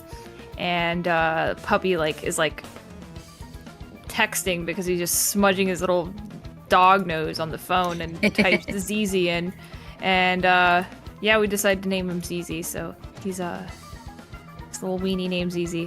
Incredible. My brother's roommate in college, in university, had a cat named Beef Stew. Oh, that reminds me. There was this music venue too that I went to when I was a teenager, and it wasn't. Music venue is a exaggeration. It was a college frat house that they did music shows in and annoyed all their neighbors. They had a Labrador that loved everyone and the attention. His name was Mr. Peanut Butter, like from BoJack. So anyway, incredible. Getting into things. I think this is going to be a little exciting. We already are seeing a splashdown dually, which I think is kind of rad. I'm listening. Jeff, could you just... It's past midnight. I can't keep up with this. Bro is on, like, 100% all the time. He must have, like, some caffeine or espresso machine or something in his room that just helps him do all the things that he does, because it is really just this high energy playstyle that most people are not really anticipating, and that is the wake up, it's 9 o'clock type thing when you're dealing with this team. It is just the adjusting to what you're going to be facing for the next few games. Absolutely. People in Splatoon, like one of the things we're very accustomed to is setting our own speed, and one of the best ways to put a team off their game is to disrupt that speed. And I feel like players like Jeff are very, very good at that. Like, you are playing at my speed now, and you have no choice about it. Absolutely, yeah. And just things tend to happen. And it's like an importance of going with the flow. As you can see there, Jeff easily transitions from taking fights to, okay, now I have power clams and now I'm running on your basket. So now the one person they're trying to avoid on the side of thin air is now the person who is the one person they have to pay more attention to than ever. And it's happening in the just a split second moment there. We do see Go here taking the lead pretty quickly. 2 full power claims and a few extras coming in on top of it is going to give them a bit of a lead, and a jumped claim on top of that, all the way down to 22 and below on their first push of the game. This is looking pretty bad for Thin Air, but if they can continue playing the way they have been so far, another push or two, Jeff style, will probably take back this lead. Jeff style. I like that terminology. We should just introduce that to competitive just in general. DJ Screw here, not able to get any picks off of that Zuka alone, and is going to go down to Nick, unfortunately, there, which has opened up some more opportunities for Go to push up on this. They don't quite have the power clam ready to go, but everyone else seems to be ready to keep going. So they're just going to go with it. They're gonna see what happens from here on out. Maybe spotting out Jeff or baiting him to pop that hammer in that moment there. And I don't know if that's really what you want out of, like, baiting the members of Thin Air, but it's what you're gonna get. It absolutely is going to be what they're going to get. That bubble up in front of Bastion is going to help extend that push a little bit longer, but 2 down on the side of Thin Air is going to push the rest of the members back a little bit to mid to try to maintain some control. Go here, probably not going to be able to take too much of mid back just yet. Jeff with that hammer is a little too intimidating to do much before you know where he is.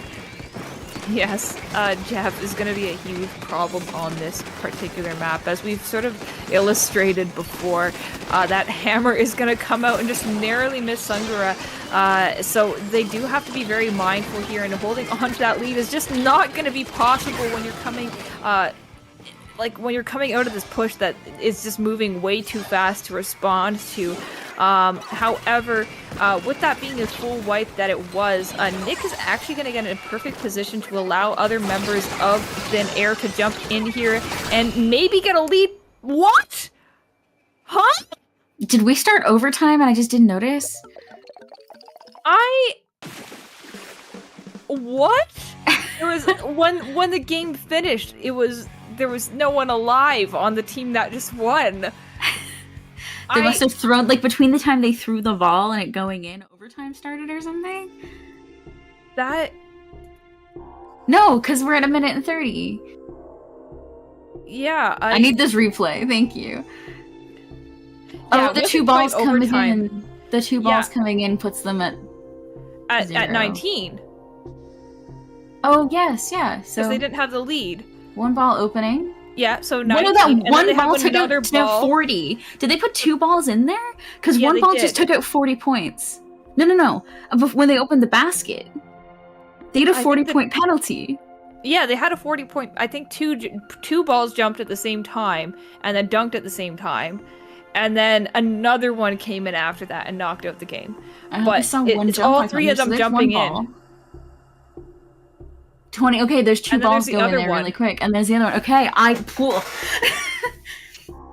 missed the second ball coming in on the jump, and just saw, and I was like, how did they demolish 60 points? I don't understand. Goodness gracious! I feel like I need a minute to process that one. Yeah, I was like, okay, Clam is now 19 points. What do you mean by that, Sereno?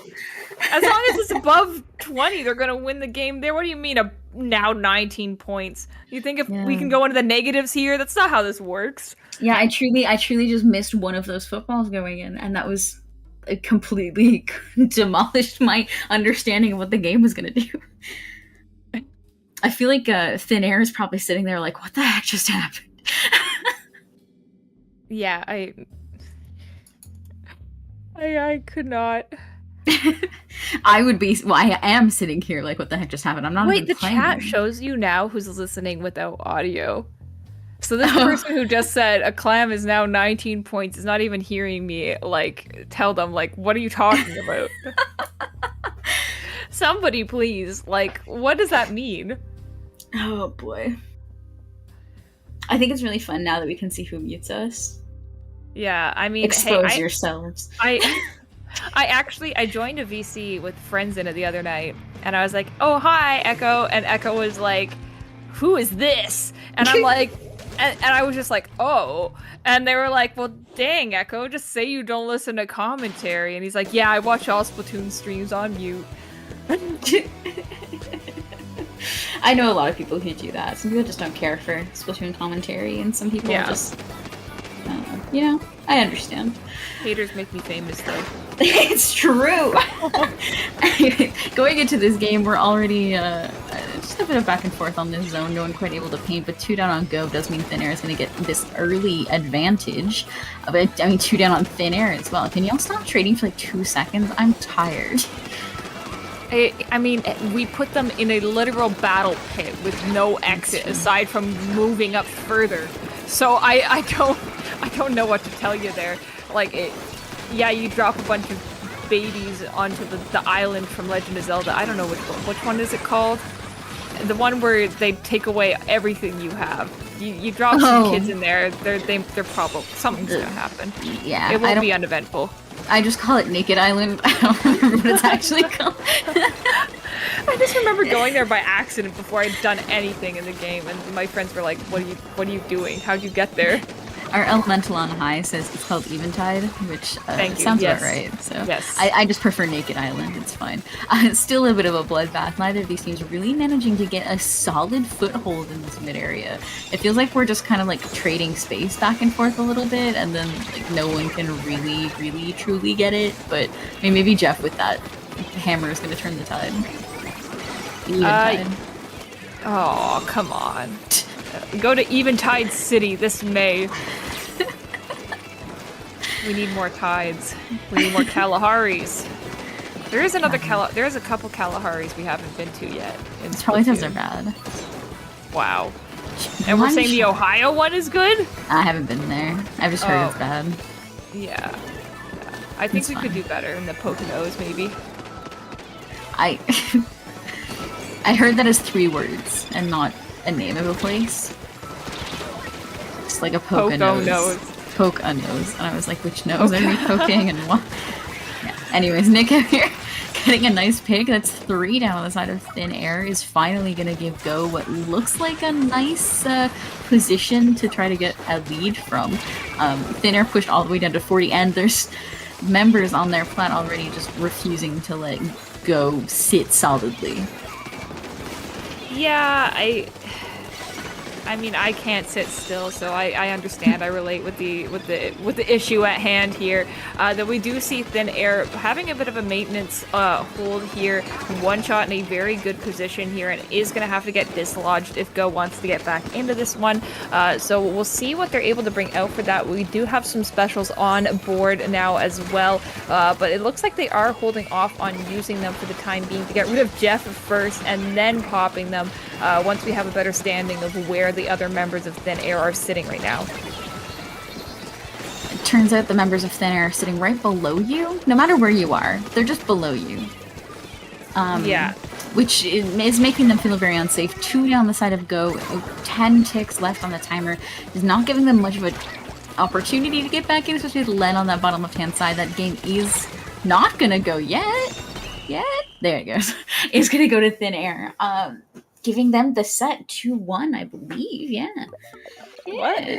That Go won the first game, Lily. Yeah. Unless we start counting games for multiple points, that would be kind of cool. I think it would be cool. That is something we need to do in a gimmick tournament. Is just like have like super long sets, and then just have like a what is like it, a like knockout a double is worth point 2 round points or something. Oh, that would be nice, right? I hope you're listening, Roundy. New bad ideas. Every knockout is worth 2 points. That is very smart and very evil. No one would play it. No one would play it, but I would be very entertained by it, especially teams that struggle to knock out. Like, Right. oof. But I kind of just like the marvel of it. I like the novelty. Mm. Do you know what I like that's a novelty? Terry's chocolate orange. For all you Do they Americans. taste like chocolate though? Yeah. Because I feel like the last time I had one, I was like, oh, sorry, I meant like orange, not like chocolate. Oh, I they know do they taste taste like orange. chocolate. Yeah.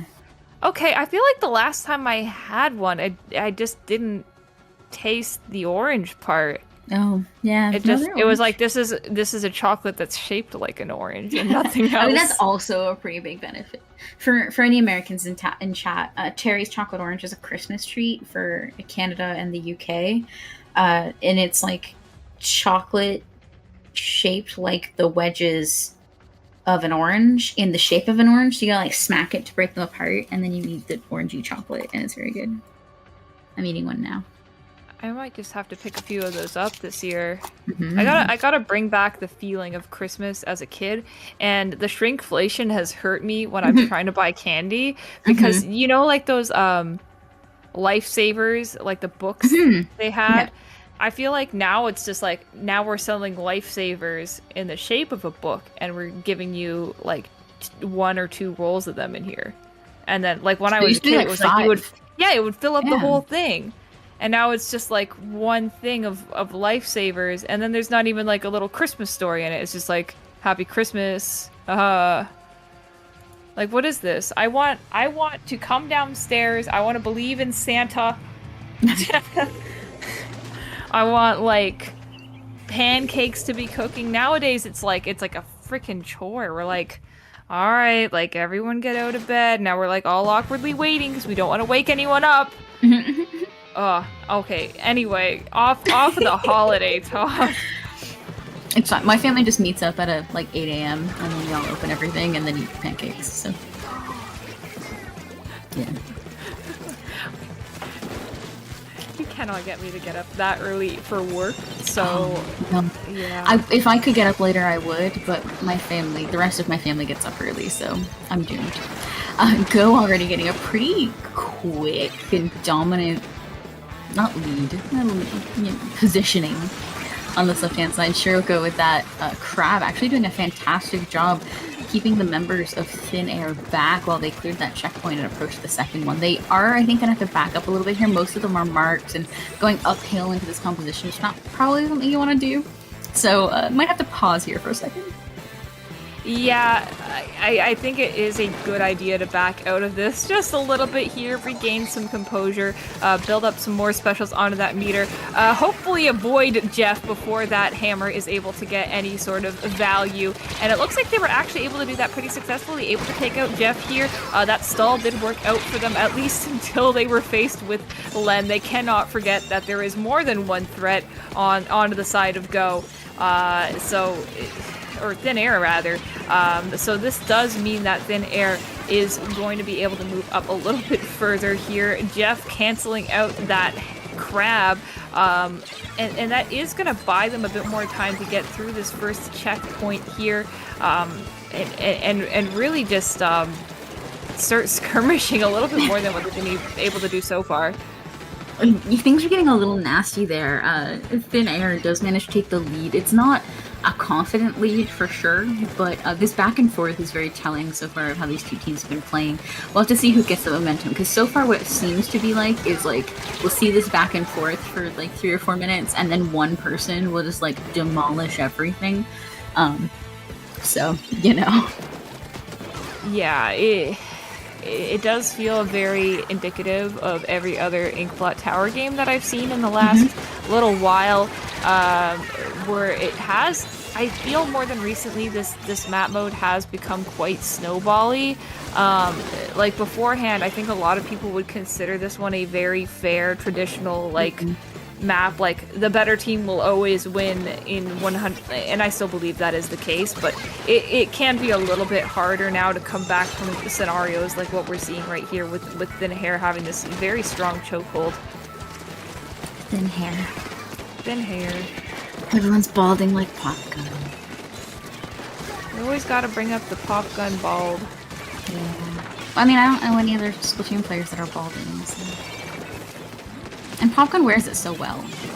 That is true. I mean, there's not technically a player, but Aaron, the guy who brings all the Splatoon to his lanes, is he is also bald. So like, you know, when you can't throw cheese at Popgun's head, that is the volunteer right there, is Aaron. Oh, okay. This ties into an older conversation from like months ago. All I'm learning is I'm supposed to throw probably like a slice of American cheese at like a crafting bowl. I've wanted to do that in an event to like raise funds for a while, like make people buy the cheese.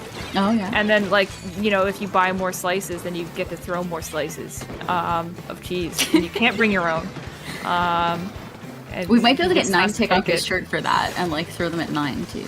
Something feels wrong about that. I don't like that. I'm so glad we're occupying time during this like endless mid-fight by talking about throwing cheese at Popgun. Yeah. Throwing cheese, like just get it like yeah. Yeah. This mid-fight is pretty it's honestly right now it's a little bit of nothing, and neither team is really able to get ahead. Thin Air is losing the advantage they had 3 go down all at once, and one shot gonna pull right on up and back up and try to take a little bit more better of a position. They are gonna lose the second checkpoint pretty handily and move on towards the third, and this is getting dangerous. It really is just one member left, though, and Jeff is popping that hammer, trying to spot out if anyone is left onto the side of Go and is hiding out behind them, which is quite the turn of tables considering the positioning Jeff normally has in these games. But with that being said, we are getting into safety plays here. And just making sure that Go is not able to touch this tower here and get much out of it. These strikes are going to be coming out very early. I guess that's the optimal play when you're wanting to use the main weapon a little bit more here, and that is going to seal the deal and put Thin Air into Grands, a matchup that is not so often seen, I think, before, which does mean that Thin Air has had a very strong losers run in this tournament. I think every single Proving Grounds that I've seen up until this point, winners finals is almost always the exact same team that I see in grand finals, but finally that is going to be changing for at least me. Maybe not for this tournament, but it's fresh for me. I do want to apologize for pulling a 9-hole Grains there when I called the match a game early. Anyway. Is it not? Is it best of 5? No. I went earlier when I said that Thin Air 1-2-1. Yeah. Now Thin Air's actually won. We're good. Everything's fine. Gonna move up. I'm kind of excited. Like as we said earlier, for anyone who wasn't around when we mentioned it, Thin Air has been in losers since round 2 of losers. So they've had a massive losers run to like just pull it right on back and get through. I think that's incredible, and I don't want to say it, but bracket reset. Maybe. I would love to see it. It did feel before that there was like a lot of, because it was originally a 3-0, right? Yes. So it was very strong, a very, very good performance coming out from the Dark Brotherhood. So while I don't want to rule out the idea of a bracket reset, because I do believe in momentum, and I also believe in the fact that the Dark Brotherhood has been sitting here waiting for the bracket to catch up to them this entire time. It's been about an hour and a half, right? Or just an hour, I guess, if we're accounting for the set itself. So whether or not they were playing, I know a lot of teams like to kick back and wait in those sort of scenarios, because right. By that point they've been playing already for like two and a half hours. So it is worth noting too, though, that Dark Brotherhood and Thin Air run similar play styles. They're both very fast momentum-based comps, so it'll be interesting to see who comes out on top. Oh, TC and Cloud second pick. Popgun new. It's happening again. I can't wait to get a guaranteed TC Inkblock game once again. However, we were talking about quite some time ago how much you liked bubble on particular maps. And I know we don't have a junior in the room, but we do have a Len in the room. Yes. So how do you feel about bubble on Splat Zones, Mako? I actually like it a lot. I find I play I play V Junior on Zones Mako partially for the double bomb and partially for the bubble. Just like chuck that bubble up on retakes. You can chuck it up on the front of zone and just sit in it and paint while your teammates like take on big fights, and then throwing it up on the stacks to just like slow people down when they're trying to retake into you, and then also, you know, like throwing it up in front of zone, so when they're trying to retake they have to hit a bubble first. I find it really fun to just stop people from doing what they want to do. Yeah, I do agree with that. I mean, if we're comparing it to things like Wavebreaker, I just find myself getting just more personal use out of Wave on this map because there's a lot of cubbies for it, and that also means that I'm not really like super tied down to like one spot. I mean, I do like the bubble if I'm trying to like bait people to one area, because you throw one down and you get out of it and then they run into it and they're like, okay, where's the action?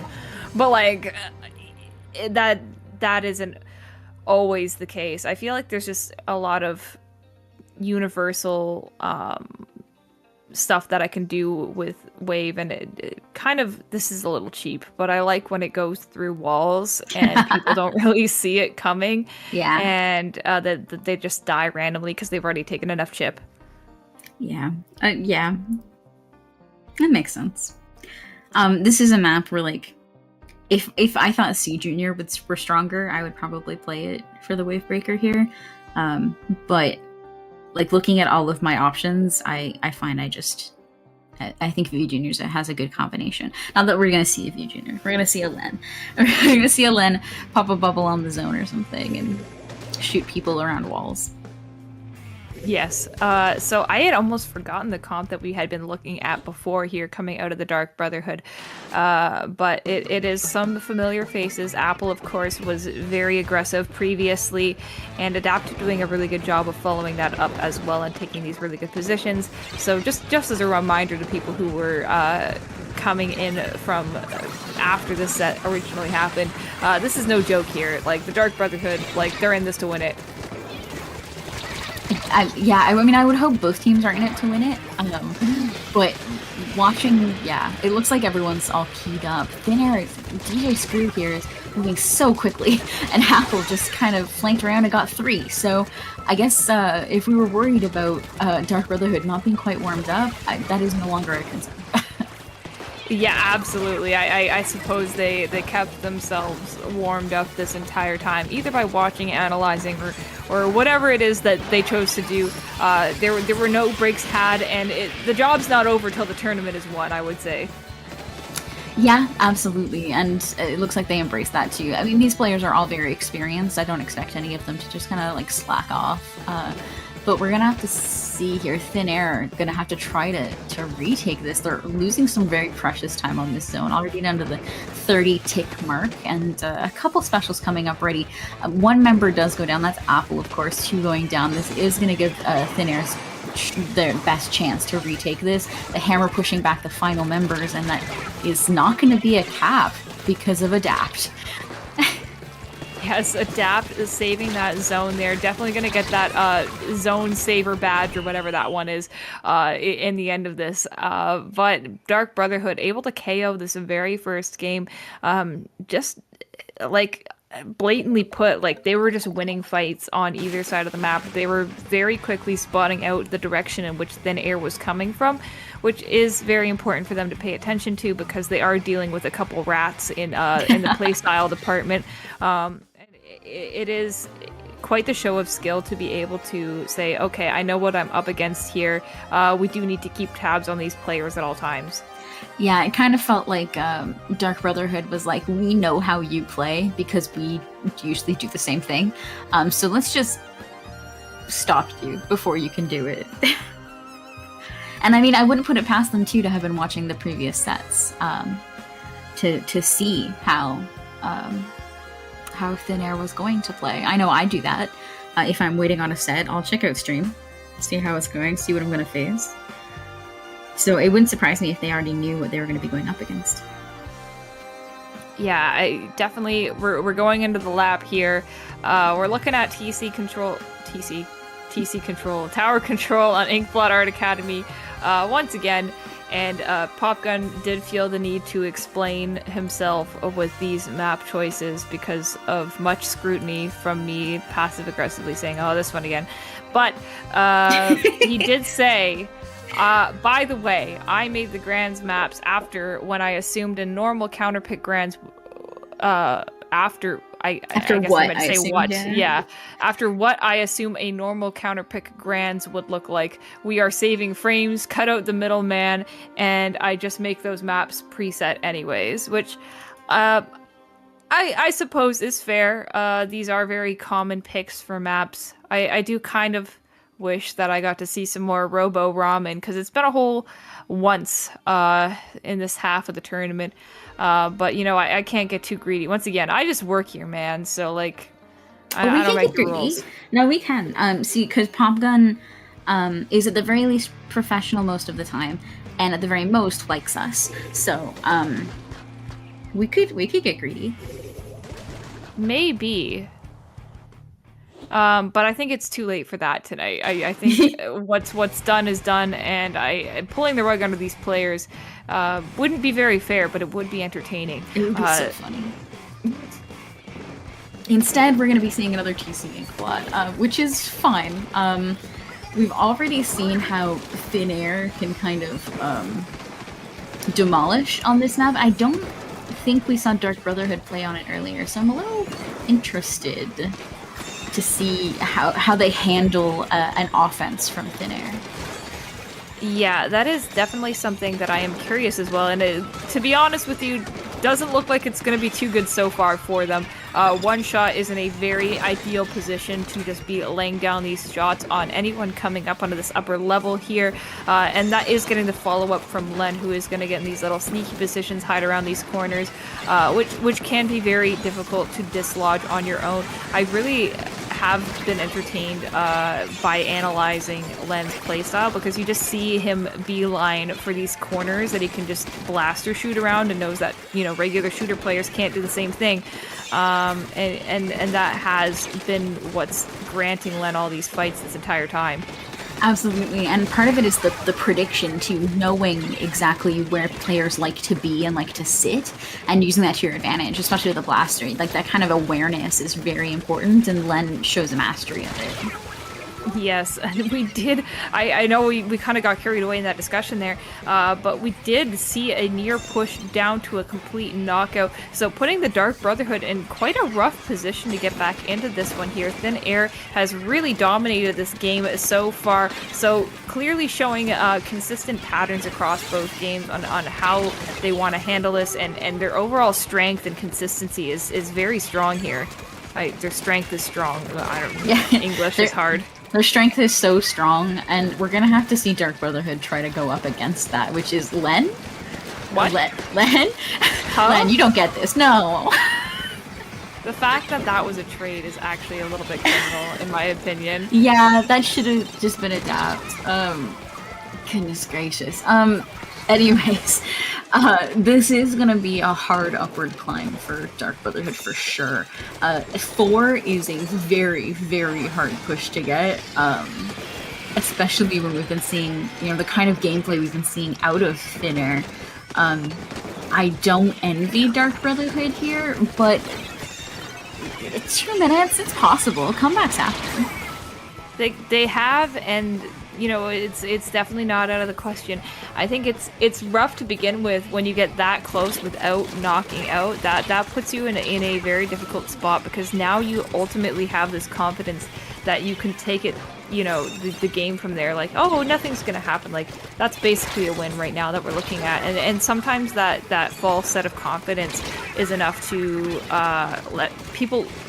make people let their guard down a little bit more. So I would hate to see that happen for Thin Air here.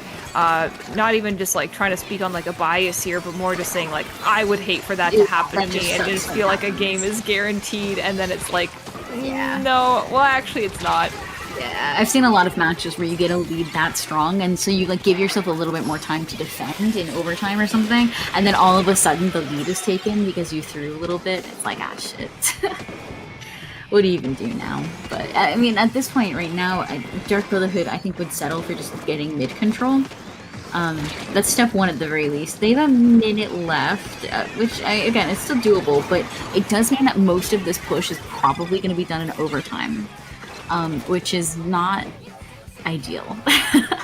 Definitely not. So trying to burn as many checkpoints as possible before that happens is definitely the play here. Getting stuck on a checkpoint is maybe the worst thing ever in overtime because you hate to be in one spot there. Yeah. So getting that first one out of the way is big, but that is not the checkpoint that you're worried about ever, I think. Yeah, and this is also a point too where I think players like Jeff and like Len really shine because Jeff, they have a lead that they're confident in. So that means Jeff can kind of just run forward and die, but in the meantime, they're making the players of Dark Brotherhood paranoid. And there's a lot of mind games that happen with that. Like you don't know if it is truly safe behind you, and you constantly have to be watching that because players like Jeff are just going to take advantage of it. Mm-hmm. And we are starting to see these defensive decisions starting to be taken here, even if that is in the form of coming out and behind. They had a lot of wiggle room to deal with there, and so that is going to bring the set to a 1-1 with the Thin Air very commandingly. It was convincing. It was just a strong game overall for them there. Yeah, it really and truly was. I think like they felt a little rough coming in on that first game, on that Zones game. They were missing their footing against this playstyle because I don't think that they've fought a whole lot of their own playstyle in this tournament so far. Mm-hmm. So coming into this one, it felt like they had their footing a little bit better and they knew a little bit more what to do. Yeah, hey, like, I'll take it. Momentum is real. Momentum is real. We said this beforehand. It is so real. It is so true. I don't know what to put here. I really want to use my iCarly buttons. I don't have the thing yet, but like I really just want to. I just want to do it. Yeah. I understand. Did your cat just scream? No. Okay, that may have just been my nose. Maybe it was like the music. I don't know. Inhaling. It sounded like a little like that sound effect of like a child screaming from but like really far away. I like that you're like, it was probably my nose. I think that's hilarious. It could have been like, like, have you ever like fallen asleep near somebody and then their nose has a whistle and it's like, oh, now I can't sleep. It's not even like snoring that bothers me. It's like the woo, like very slowly, like a abandoned swing set. Yeah. Sorry. I'm trying not to yawn on cast. I apologize. I think mine have probably been picking up. It's a long day. I'm a working lady. You're a working human. I am. Yeah. I had a deadline today, so I stayed up very late last night. Same. Yeah. And now it's 1 a.m., so I'm like, I got this. Looks like, I mean, nothing terribly unusual in this match. Pretty much all things we've seen before from these people. DJ Screw switching off the end zap and pulling out the shot, which is going to throw one shot off that pencil instead. Yeah, one thing that I am surprised by as well is not the usage of ballpoint coming out of Cuber, but the usage of that particular ballpoint and not the one with the vacuum. just because of vacuums, kind of niche usage on this map. When you have glass, like is on this one where Rainmaker is almost always going to pass through it, it just makes vacuum incredibly strong. There's really no risk of getting painted off the ground there, and it's a very tight quarter as well.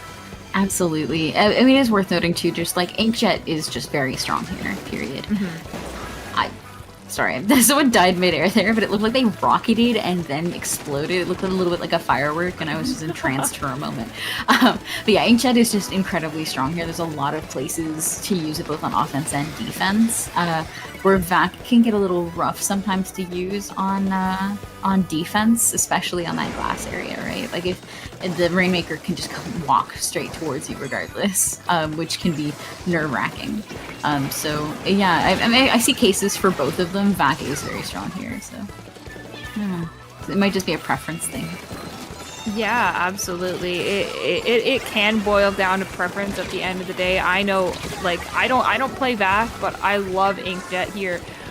So I understand the usage, and the Fizzy Bomb is always going to be helpful no matter how you slice it. It's a vertical map with a lot of ramps on it. Like, Fizzy Bomb will always be wonderful here. Yeah, absolutely. We are seeing a little bit of momentum build, but like not a ton. It feels like Dark Brotherhood is still struggling to get a foothold in this mid area, and Jeff is doing Jeff things. Yes, Jeff excelling at what he does best, being Jeff, and never change, honestly. So that hammer is going to be coming out, is able to move up a little bit further. That cooler and getting popped is going to allow Jeff to cycle back into the Jeffness, as we've seen before. That checkpoint has already been popped for them here, so they're able to stall out that Inkjet just a little bit using that bubble, which I've never quite seen that usage for exactly yet, but I am in support of it. So getting a little tiny baby lead there is helpful for them, especially now that members of Dark Brotherhood are coming back in. That Rainmaker's not even in like a really ideal spot for them to pick it up and go. So I would say overall that was a win for Thin Air. I really do think so, and Dark Brotherhood is still struggling to get this mid area. I think Len using their awareness of positioning there to their advantage, because Apple looked like they were starting to heat up there. Apple was truly starting to get a few picks and get into some dangerous positioning, which is not where you want Apple to be. And I think we've acknowledged a little bit of Jeff. I think we've acknowledged a little bit that Apple is a danger for sure. Yes, and I think something they do need to acknowledge on the side of Dark Brotherhood here is they do really need to play Protect the President like it's overtime, literally consistently, as long as you're dealing with the members of Thin Air here, and Jeff is going to keep doing things like that. Like, you cannot, like, even afford to move up past Rainmaker a little bit further than normal. You do need to keep somebody with them at all times. The reality of the situation is you just cannot shoot fast enough to react to players that move as fast as Jeff. Yeah, splooshes are very hard to keep up with on normal days, and then you get one who's like incredibly good at their weapon like Jeff is, and you run into a bit of a problem. It does look like we're slowing down a little bit here. Len just making sure there's no Sharkers. They don't really need to move that Rainmaker. I think they feel confident in how they've been playing so far, but I would like to see a lead bigger than 55, because that makes me nervous, you know? It truly is basically just a checkpoint lead. Like, when it comes down to it, it's just a little bit past that check, and that one is really not that difficult to get to, and you have two options on this map that are entirely viable. I think it's even easier to break that 55 mark if you're moving on the right, so as long as you have an opening in that spot, that is something you can do, but you can kind of visibly see the way that Dark Brotherhood is starting to scramble a bit here. You can see a bit of antsiness in the way that they've been taking fights. With 10 seconds left on the clock now, though, they really can't afford to just maybe get a pick. Like, they have to now. Yeah, unfortunately, a little too late. They weren't able to get that.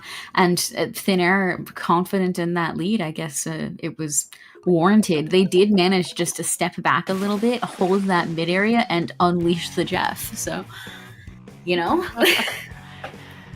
Relatable. Unleash the Jeff? Yes, we have a Jeff too. I suppose, yeah, on ATP, Yeah. y'all would unleash the Jeff too, so yeah, that makes sense. Yeah. Yeah, so that was a little bit more of a commanding presence on this map than I was expecting from Thin Air, honestly. Yeah, I'm quite surprised, and I'm even more shocked to see Dark Brotherhood struggling to get past that 80s mark, right? Like, I really thought at the very minimum we would see a checkpoint break from them, but I suppose it is what it is, and we just kind of have to work with it now. It is a best of 5 here, so they still have a chance to get through without having to take the bracket reset. But it does mean having to win once again on Clamblitz Museum. I believe they did this before. Correct me if I'm wrong. Didn't they have a very dominating game on this map mode prior? I'm pretty sure that was them that just kind of ran over their opponents and completely took over that spinner. So it's possible that we'll see it. For anyone joining us in chat, we're currently 2-1 up on the side on Thin Air. Thin Air joining us from losers bracket. So if they win one more game, we will be going to a bracket reset, giving us another best of 5. But Dark Brotherhood still has a chance. We did see them, as Siren mentioned, very dominant earlier in a Clamblitz Museum. We'll have to see how that goes. Yeah, there's really only so many options you have here. This one is certainly a choice. I do like this one quite a bit, but at the end of the day, when you think about it too, and you look at this with more intricacy, I do think that oh my gosh, I forgot the team name. The one with Jeff and Len and one shot on it. Yes, Thin Air, thank you. I was like, it's got a blue logo, something. Anyway, I do think, just looking at this, they do have a bit of a harder weapon matchup on this particular map mode than what they're looking at with Dark Brotherhood here. And we do actually see adapting and pulling out that sloshing machine with the Zuka, a very strong pick on this map, if I do say so myself, and that's going to set them up to have 2 Zukas and a cooler. It's looking like the previous season of Splatoon with this level of aggression as well. Very early on, we are seeing a very, very dominating early game coming out from Dark Brotherhood. Yeah, and just wow. Like, already getting those 65 in the first 40 seconds is pretty good and pretty consistent with what we saw from Dark Brotherhood earlier. So if they can keep this up, that'll be interesting, but I'm really intrigued to see how Thin Air adapts to this change, it feels like, that from Dark Brotherhood. Like, this is the zone's Mako we saw from Dark Brotherhood, essentially. Just a little bit overrun. Yeah, I would say the same thing. We're very much looking at this team that has been like, oh wait, let's just try skill diffing them a little bit here and see how that works out. And I think it has caught Thin Air a little bit off guard here. They have started to be able to sail a little bit in this set. So Dark Brotherhood almost seeming like they're kind of clocking in and waking up a bit and realizing what they're dealing with entirely, and that may have finally caught members of Thin Air a little bit off guard in this game. It really does feel like it. Thin Air now managing to open the basket and push down to lead, though, I mean, 50 is not a lead, but it's not a lead, you know? 38's a little better. We'll take that. As the members of Thin Air back up a little bit, their teammates going down. This means that they're going to have to try to stay alive a little bit longer. A beautiful shot there from one shot. He's going to get pushed back by Adapt on that sloshing machine. A little bit harder workaround, but a Thin Air probably feeling a little bit better. Like, they got a little shook up in that opening. They figured out what was going on. They came back in and they're like, okay, we got this. This is what you're going to do now. All right. And scored their own. 2.5 minutes left of the game, and this could go either way, really. Yeah, I mean, one shot. We're just looking at these beautiful E-leader snipes that they've been able to pull off for quite some time now, and that has very consistently kept Dark Brotherhood in a bit of a rough position here, because it's one of those like bridge trolls that they have to pay the toll for in order to move past this and even consider getting another push. Like, look at that, like one shot's just ready. One shot expects it. It's been around the block a time or two. Yeah, you gotta pay that tax so you're not getting in. We are gonna see an open and a couple specials come out, but 2 down on Dark Brotherhood means this special, or this push probably isn't going to go very far. This is probably just a one and done open, and Thin Air is right back in mid. Now they did cut that penalty in half, down to only 10 points now, plus in a better position to make a second push, and a minute and a half left in the game. We could probably get 2 or 3 pushes in. Yeah, I would say so. I mean, that is easily a 2 power clam lead to get back into this one, because that's going to bring them down to 52 and then subsequently 32. So that's all they really need, and that just means they need to get a couple people in at the same time, and that's really not that much to ask for. But then again, when you're getting more picks than just 2 at a time, that kind of makes it a lot harder there, doesn't it?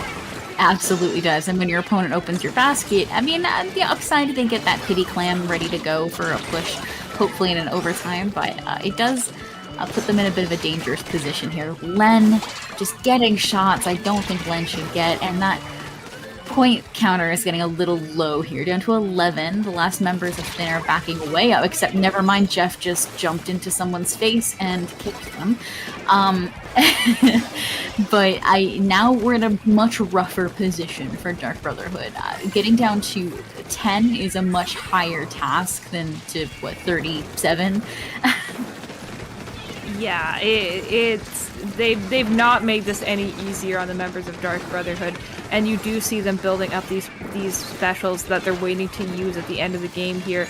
I don't know how I feel about Len's position there, but ultimately it could have just been a bait for Jeff to come in there with the hammer, and it did quite work out up until now.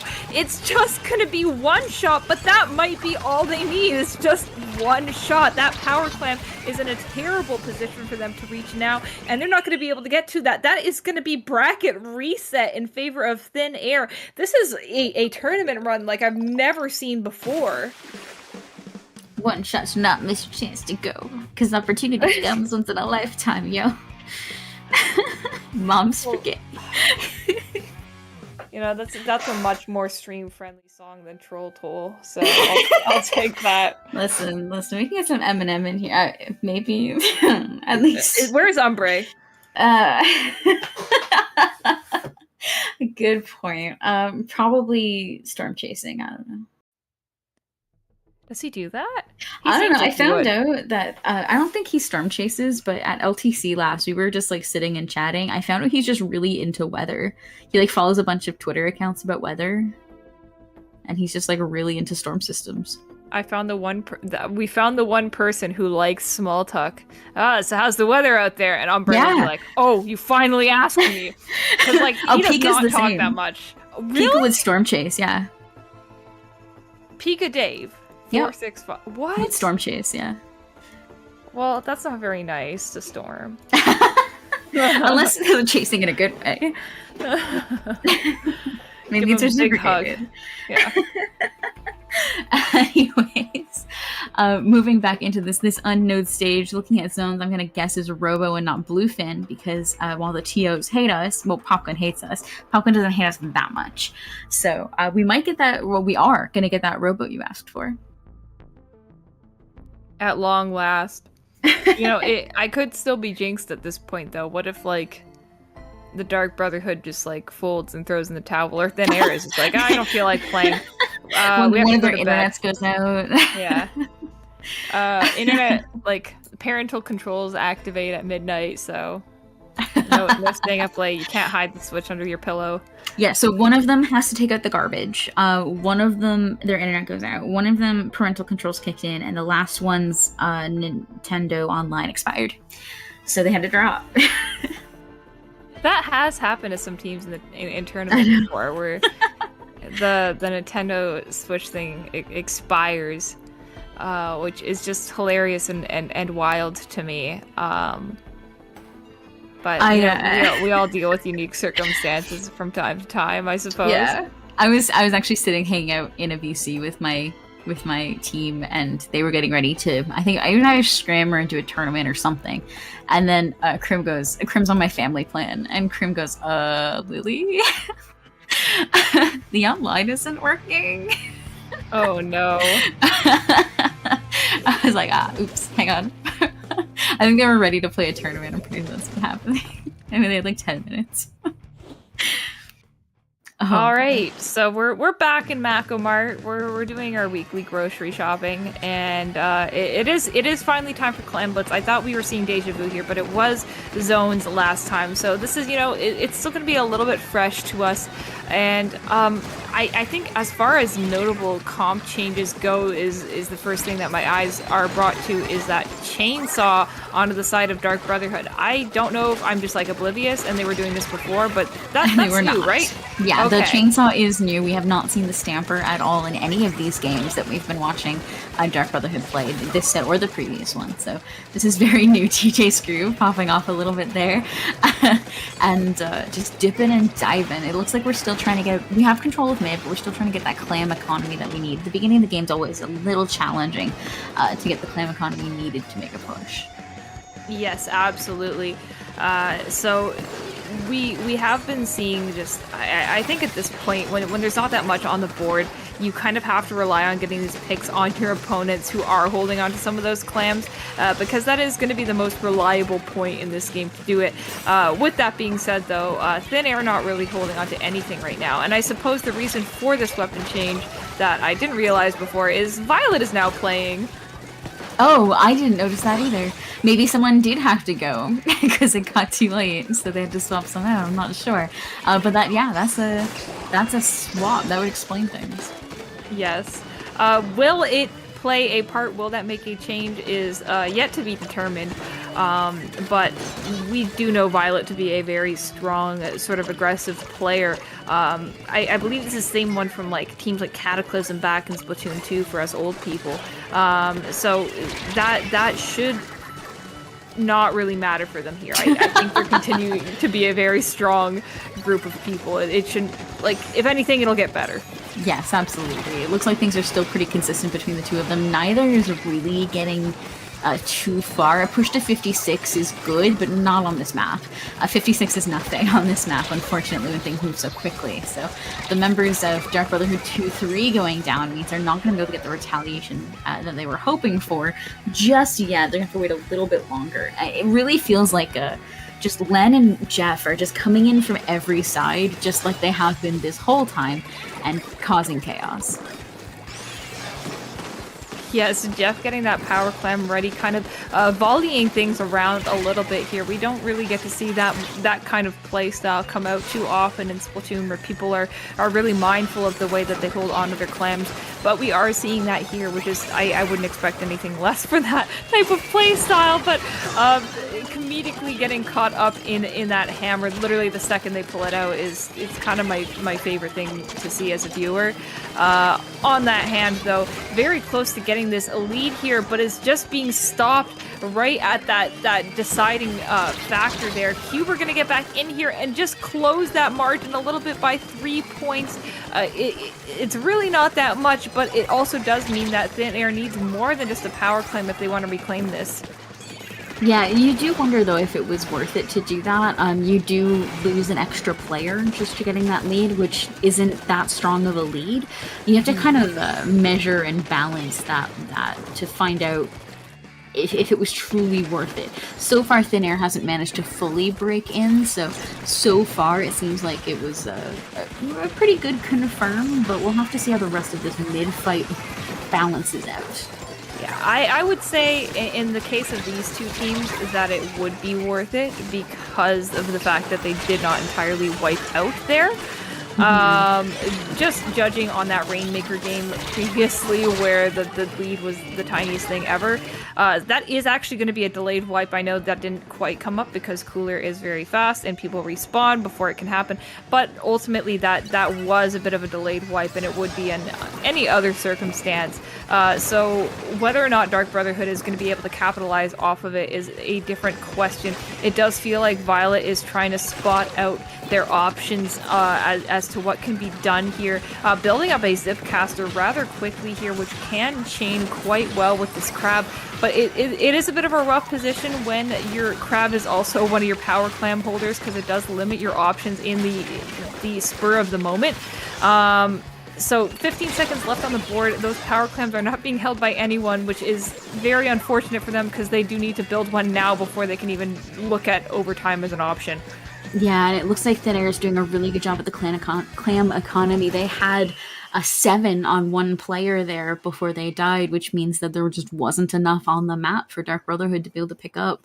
Not fast enough, at least. So that is going to be a game again to Thin Air.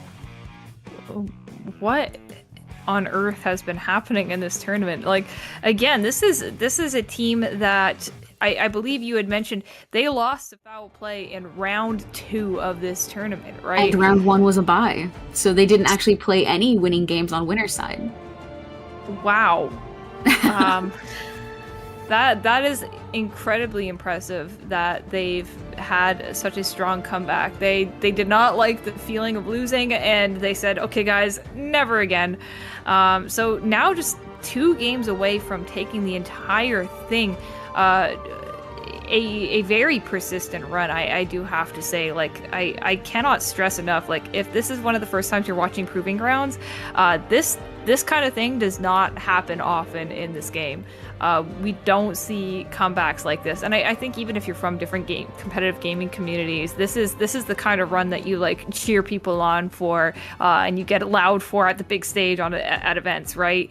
This is something I can get excited about. Exactly. I know I might not sound excited. It's 1 a.m. There's only so much I can do. I'm sorry, but I am incredibly excited. Just watching Jeff play is always a treat and intimidating, and then watching Len play also scares me. And so does One Shot, and so does Pincher. Well, DJ Screw. So I'm kind of just all over the board. Just like, yeah, I'm scared of this team. I also will point out that in chat, Adapt said Violet has not played in 3 sets, like, let them warm up. So I you know what, I'll take your word for it. They can come back from this. Violet just needed a second. Now it's time to carry. Let's give it a go. I believe. I mean, we already saw Violet come in and show pretty strongly in that first game. I completely believe that she'll continue to be strong as she warms up. So she might just need a game. And this pretty dominating lockout for now, very nicely done. Through all 4 members of Thin Air trying to come in from the same direction is always a little bit rough, but that does mean that Jeff had a pretty straight target when coming out of spawn with that hammer. So. Yes, Jeff, once again, getting these picks, predicting Violet dropping off of that cliff there in the zone. I do like these little, like, curly fry zones where it's, like, up on the sides a little bit. It's better to me than the ones that are, like a lump, like humpback, lump back, humpback. Either way, I love it. That's not very relevant to what's happening right now, but I can't say there's a whole lot when the zone isn't even capped for U15. So far, we are seeing Violet play really well around those sides of the map and the bottom, the lower ground, and Jeff doing the same. Both of them kind of just making really good use of these angles that we don't really have on other maps. Which, you know, is just such a treat to see. A lot of maps in Splatoon 3 are lacking some of the options that we get to have in Robo Ramen. So. Did we just see a curling combo with damage from the main weapon? That is also a first for me. So here we have the absolute pioneer of curling bomb strategy in this game. Enraged Jeff.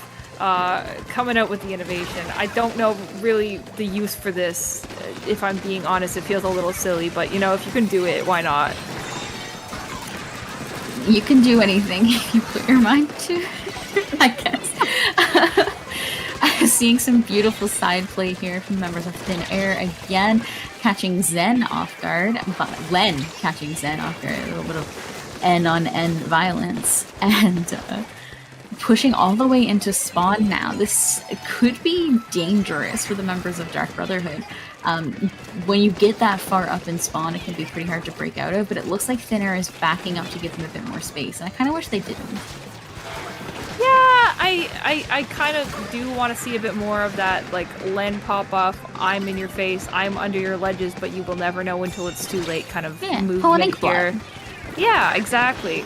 And that bubble is going to come out, but it really is, like, with this kind of location for it is more defensive than it is offensive.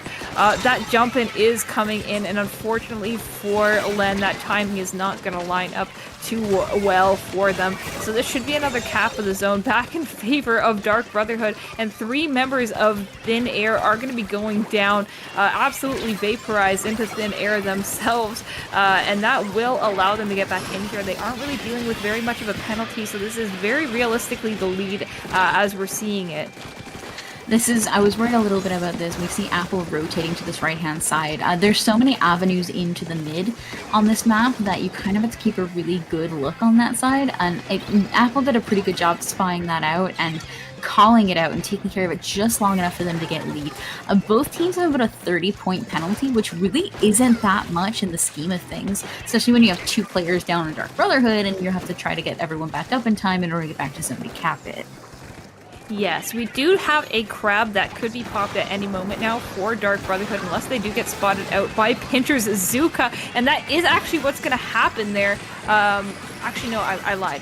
But that crab is going to get popped by Zen. It's going to neutralize things just a little bit, but not before that lead goes right back into the favor of Thin Air. We are looking at 38 seconds left, but looks like the knockout is going to be happening first. That is a wipeout onto the side of Dark Brotherhood, and that is certainly going to be a checkmate moment for them here. Just going to get set up to do it, and there it goes. We are at match point at this moment in time. Like, Dark Brotherhood is going to have an even crazier run than Thin Air has to get here in the first place if they want to take this tournament back into their own hands. Absolutely. There's moments in games where like you just, if you have game awareness and you've been playing long enough, you just know how many ticks of the timer it takes to get to zone. And sometimes moments like these you wipe and you're like, okay, by the time everyone respawns, we physically cannot get to zone in time. It is just not possible. And that was one of those moments. You wiped at 18 ticks left. Mm-hmm. You were not getting back to zone. It's just not happening. It really isn't going to be the case. I had a question for you, but it disappeared. Oh, well. Oh, no. Where did it go? No, don't be sorry. That's my brain just losing it. No, I ate it. I ate it. That's what happens. What can you do? Oh boy, yeah, I cannot believe we had a bracket reset and now we're 2-0 for Thin Air.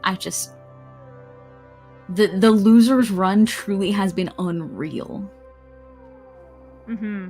I kind of hope one of them at least was streaming so that like someone can go back and watch that, because that's just... I hope one of them is paying attention to at least record the pop-off if this is what they end up with here, because, like, there's got to be one heck of a pop-off at the very end of this if you're going from losing in your first game of the tournament to winning the whole thing. Again, for anyone who joined us just now, Thin Air was... Their round 1 in bracket was a bye. Round 2, they lost 2-0. Knocked down into losers bracket round 2 and have won their way up to grand finals, and now bracket reset. Like, that absolutely wild losers run. Yeah, this is something quite different. Though we are going to be getting into this one here. Tower control on Haggle. This is fresh for us, at least in the last couple of hours. So we have yet to see this mode on this map. And we saw it earlier.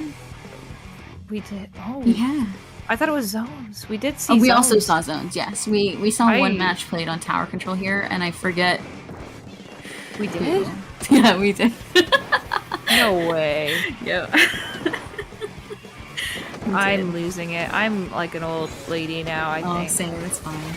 It's fine. But that one doesn't matter because I can't remember if it was relevant to these teams at all, so let's pretend it didn't happen. For the first time, we're seeing these players play on TC Hyperfish. Ooh, beautiful shot there. Wow, What I is didn't even happening? realize that it came from one shot because of just like where they were positioned. Though that's gonna be quite rough when you're dealing with fighting the Ava. And having to back out of that a little bit there. So you can tell how pissed off Dark Brotherhood is kind of playing here. They really, really want this. They want this just as bad as Thin Air does at this point. And I think that's starting to reflect in just the movement choices. They see a target and they go for it. Yeah, I mean, what is there to lose? It's your That is last game, the tournament. potentially. It's potentially your last game. Like, there's it's all or nothing nothing. else. Yeah, you gotta go now. There's no point being careful anymore. So might as well go for it. And it looks like Thin Air already getting that lead. Not that it was a strong lead, and pulling on up to this first checkpoint on the right-hand side. They did back off and give it some room to those trip strikes, but 3 specials now have gone out for this push, and Dark Brotherhood is just, you can feel the violence. Yeah, that is one thing I can certainly feel coming out of this one. And as a result, we have seen a bit of a stronger defense coming out from this. No checkpoint has quite been broken early on in this game, but now it is a matter of putting things into the hands of Dark Brotherhood and moving on and getting advantage before Thin Air finds it themselves. Honestly, yeah. Thin Air's just kind of teasing this tower, using it to try to bait people into it, which seems to be kind of working. The members of Dark Brotherhood are trying not to take any chances by letting them touch that tower, but as a result are falling a little bit for that bait that's being laid out for them. Len with those blaster shots yet again, and that's 3 members down on Dark Brotherhood, the members of Thin Air taking over the plat area. It's gotten to the point now where I'm starting to hear the Canadian in ourselves. Did you hear it that time? Yeah. Yeah, Dark Brotherhood. Yeah. Yeah, here we are. It's Dark Brotherhood versus Thin Air. God. This is what you get for putting 2 Eastern Canadians in finals here, but hey. We're already touching that 3rd checkpoint. Thin Air primed and ready to take this. Dancing around that pole is managing to snipe. That's 3 players down, and that is game. That's a 3-0 in a bracket reset for Thin Air. Thin Air has won Have you lost everything for this one? Yeah, they won everything. They really did, except for that one team, which I'm sure are like kicking themselves now. They were like, "This could have been us." Like, they've lost to one team this entire tournament, and that was what, foul play, which I don't think made it incredibly far. Like, I'm sure they did decent. I'm gonna look at that actually. They made it to losers round 4 before going down to Kodosen Fan Club. So I mean, like, what a tournament run we've been seeing. Yeah, just absolutely insane. Good job, Thin Air. Like, the stamina it takes to run that far through losers, the ability to bounce back from an early loss and just take the rest of it, and then running into players that you struggled against at first. Dark Brotherhood, like in the first game, completely swept Thin Air, and then Thin Air just said, "No, we got this," and just reversed it. I just, like, the resilience shown from these players tonight was just absolutely incredible. Yeah, like, there's only so much that I can say to stress just how impressive that run is, and it's certainly going to be something to brag about, even if it's not like, I feel like this tournament didn't have a lot of the big heavy hitters like names as much as we've been seeing recently. It's been a lot of pickups as of late. Everyone's with this in game. finals. Exactly, like myself included on that. So you're gonna find the few people that aren't in that situation. You're gonna get them together, and you're gonna play. And regardless of the fact that it's not like, oh yeah, we beat like jackpot to get this result. I mean, you just look at the bracket, and that's the result on its own. Yeah. Well, I mean, that's been an incredible run. Winners bracket was just fantastic tonight, and thank you so much everybody for joining us. Siren, where can they find you? Oh yes, my things are gonna be maybe on the screen at some point, but hey, yes, okay, anywhere I want to be found, that is what I'm gonna be going by. If I'm not going by that, you didn't see anything. So where can they find you, Lily? Very easy. I'm Splatoon Lily everywhere. Twitter, Twitch, Blue Sky, Discord, Splatoon Lily. You'll find me. And that has been Proving Grounds 26. Thank you everybody for coming out and joining us this late on a Friday night instead of partying with your friends. Congratulations to Thin Air for their incredible losers run and for an amazing bracket reset. And thank you, Siren, for casting with me, and Elemental for streaming, and Popgun for sitting in when I was late. Yeah. I hope y'all have a great night. Same thing Lily said. Yes. Thank you. So we are going to be rating Prochara. So if you don't plan on sticking around, at least go say hi. So Yeah. that'll be it for us tonight. And thank you again for tuning in.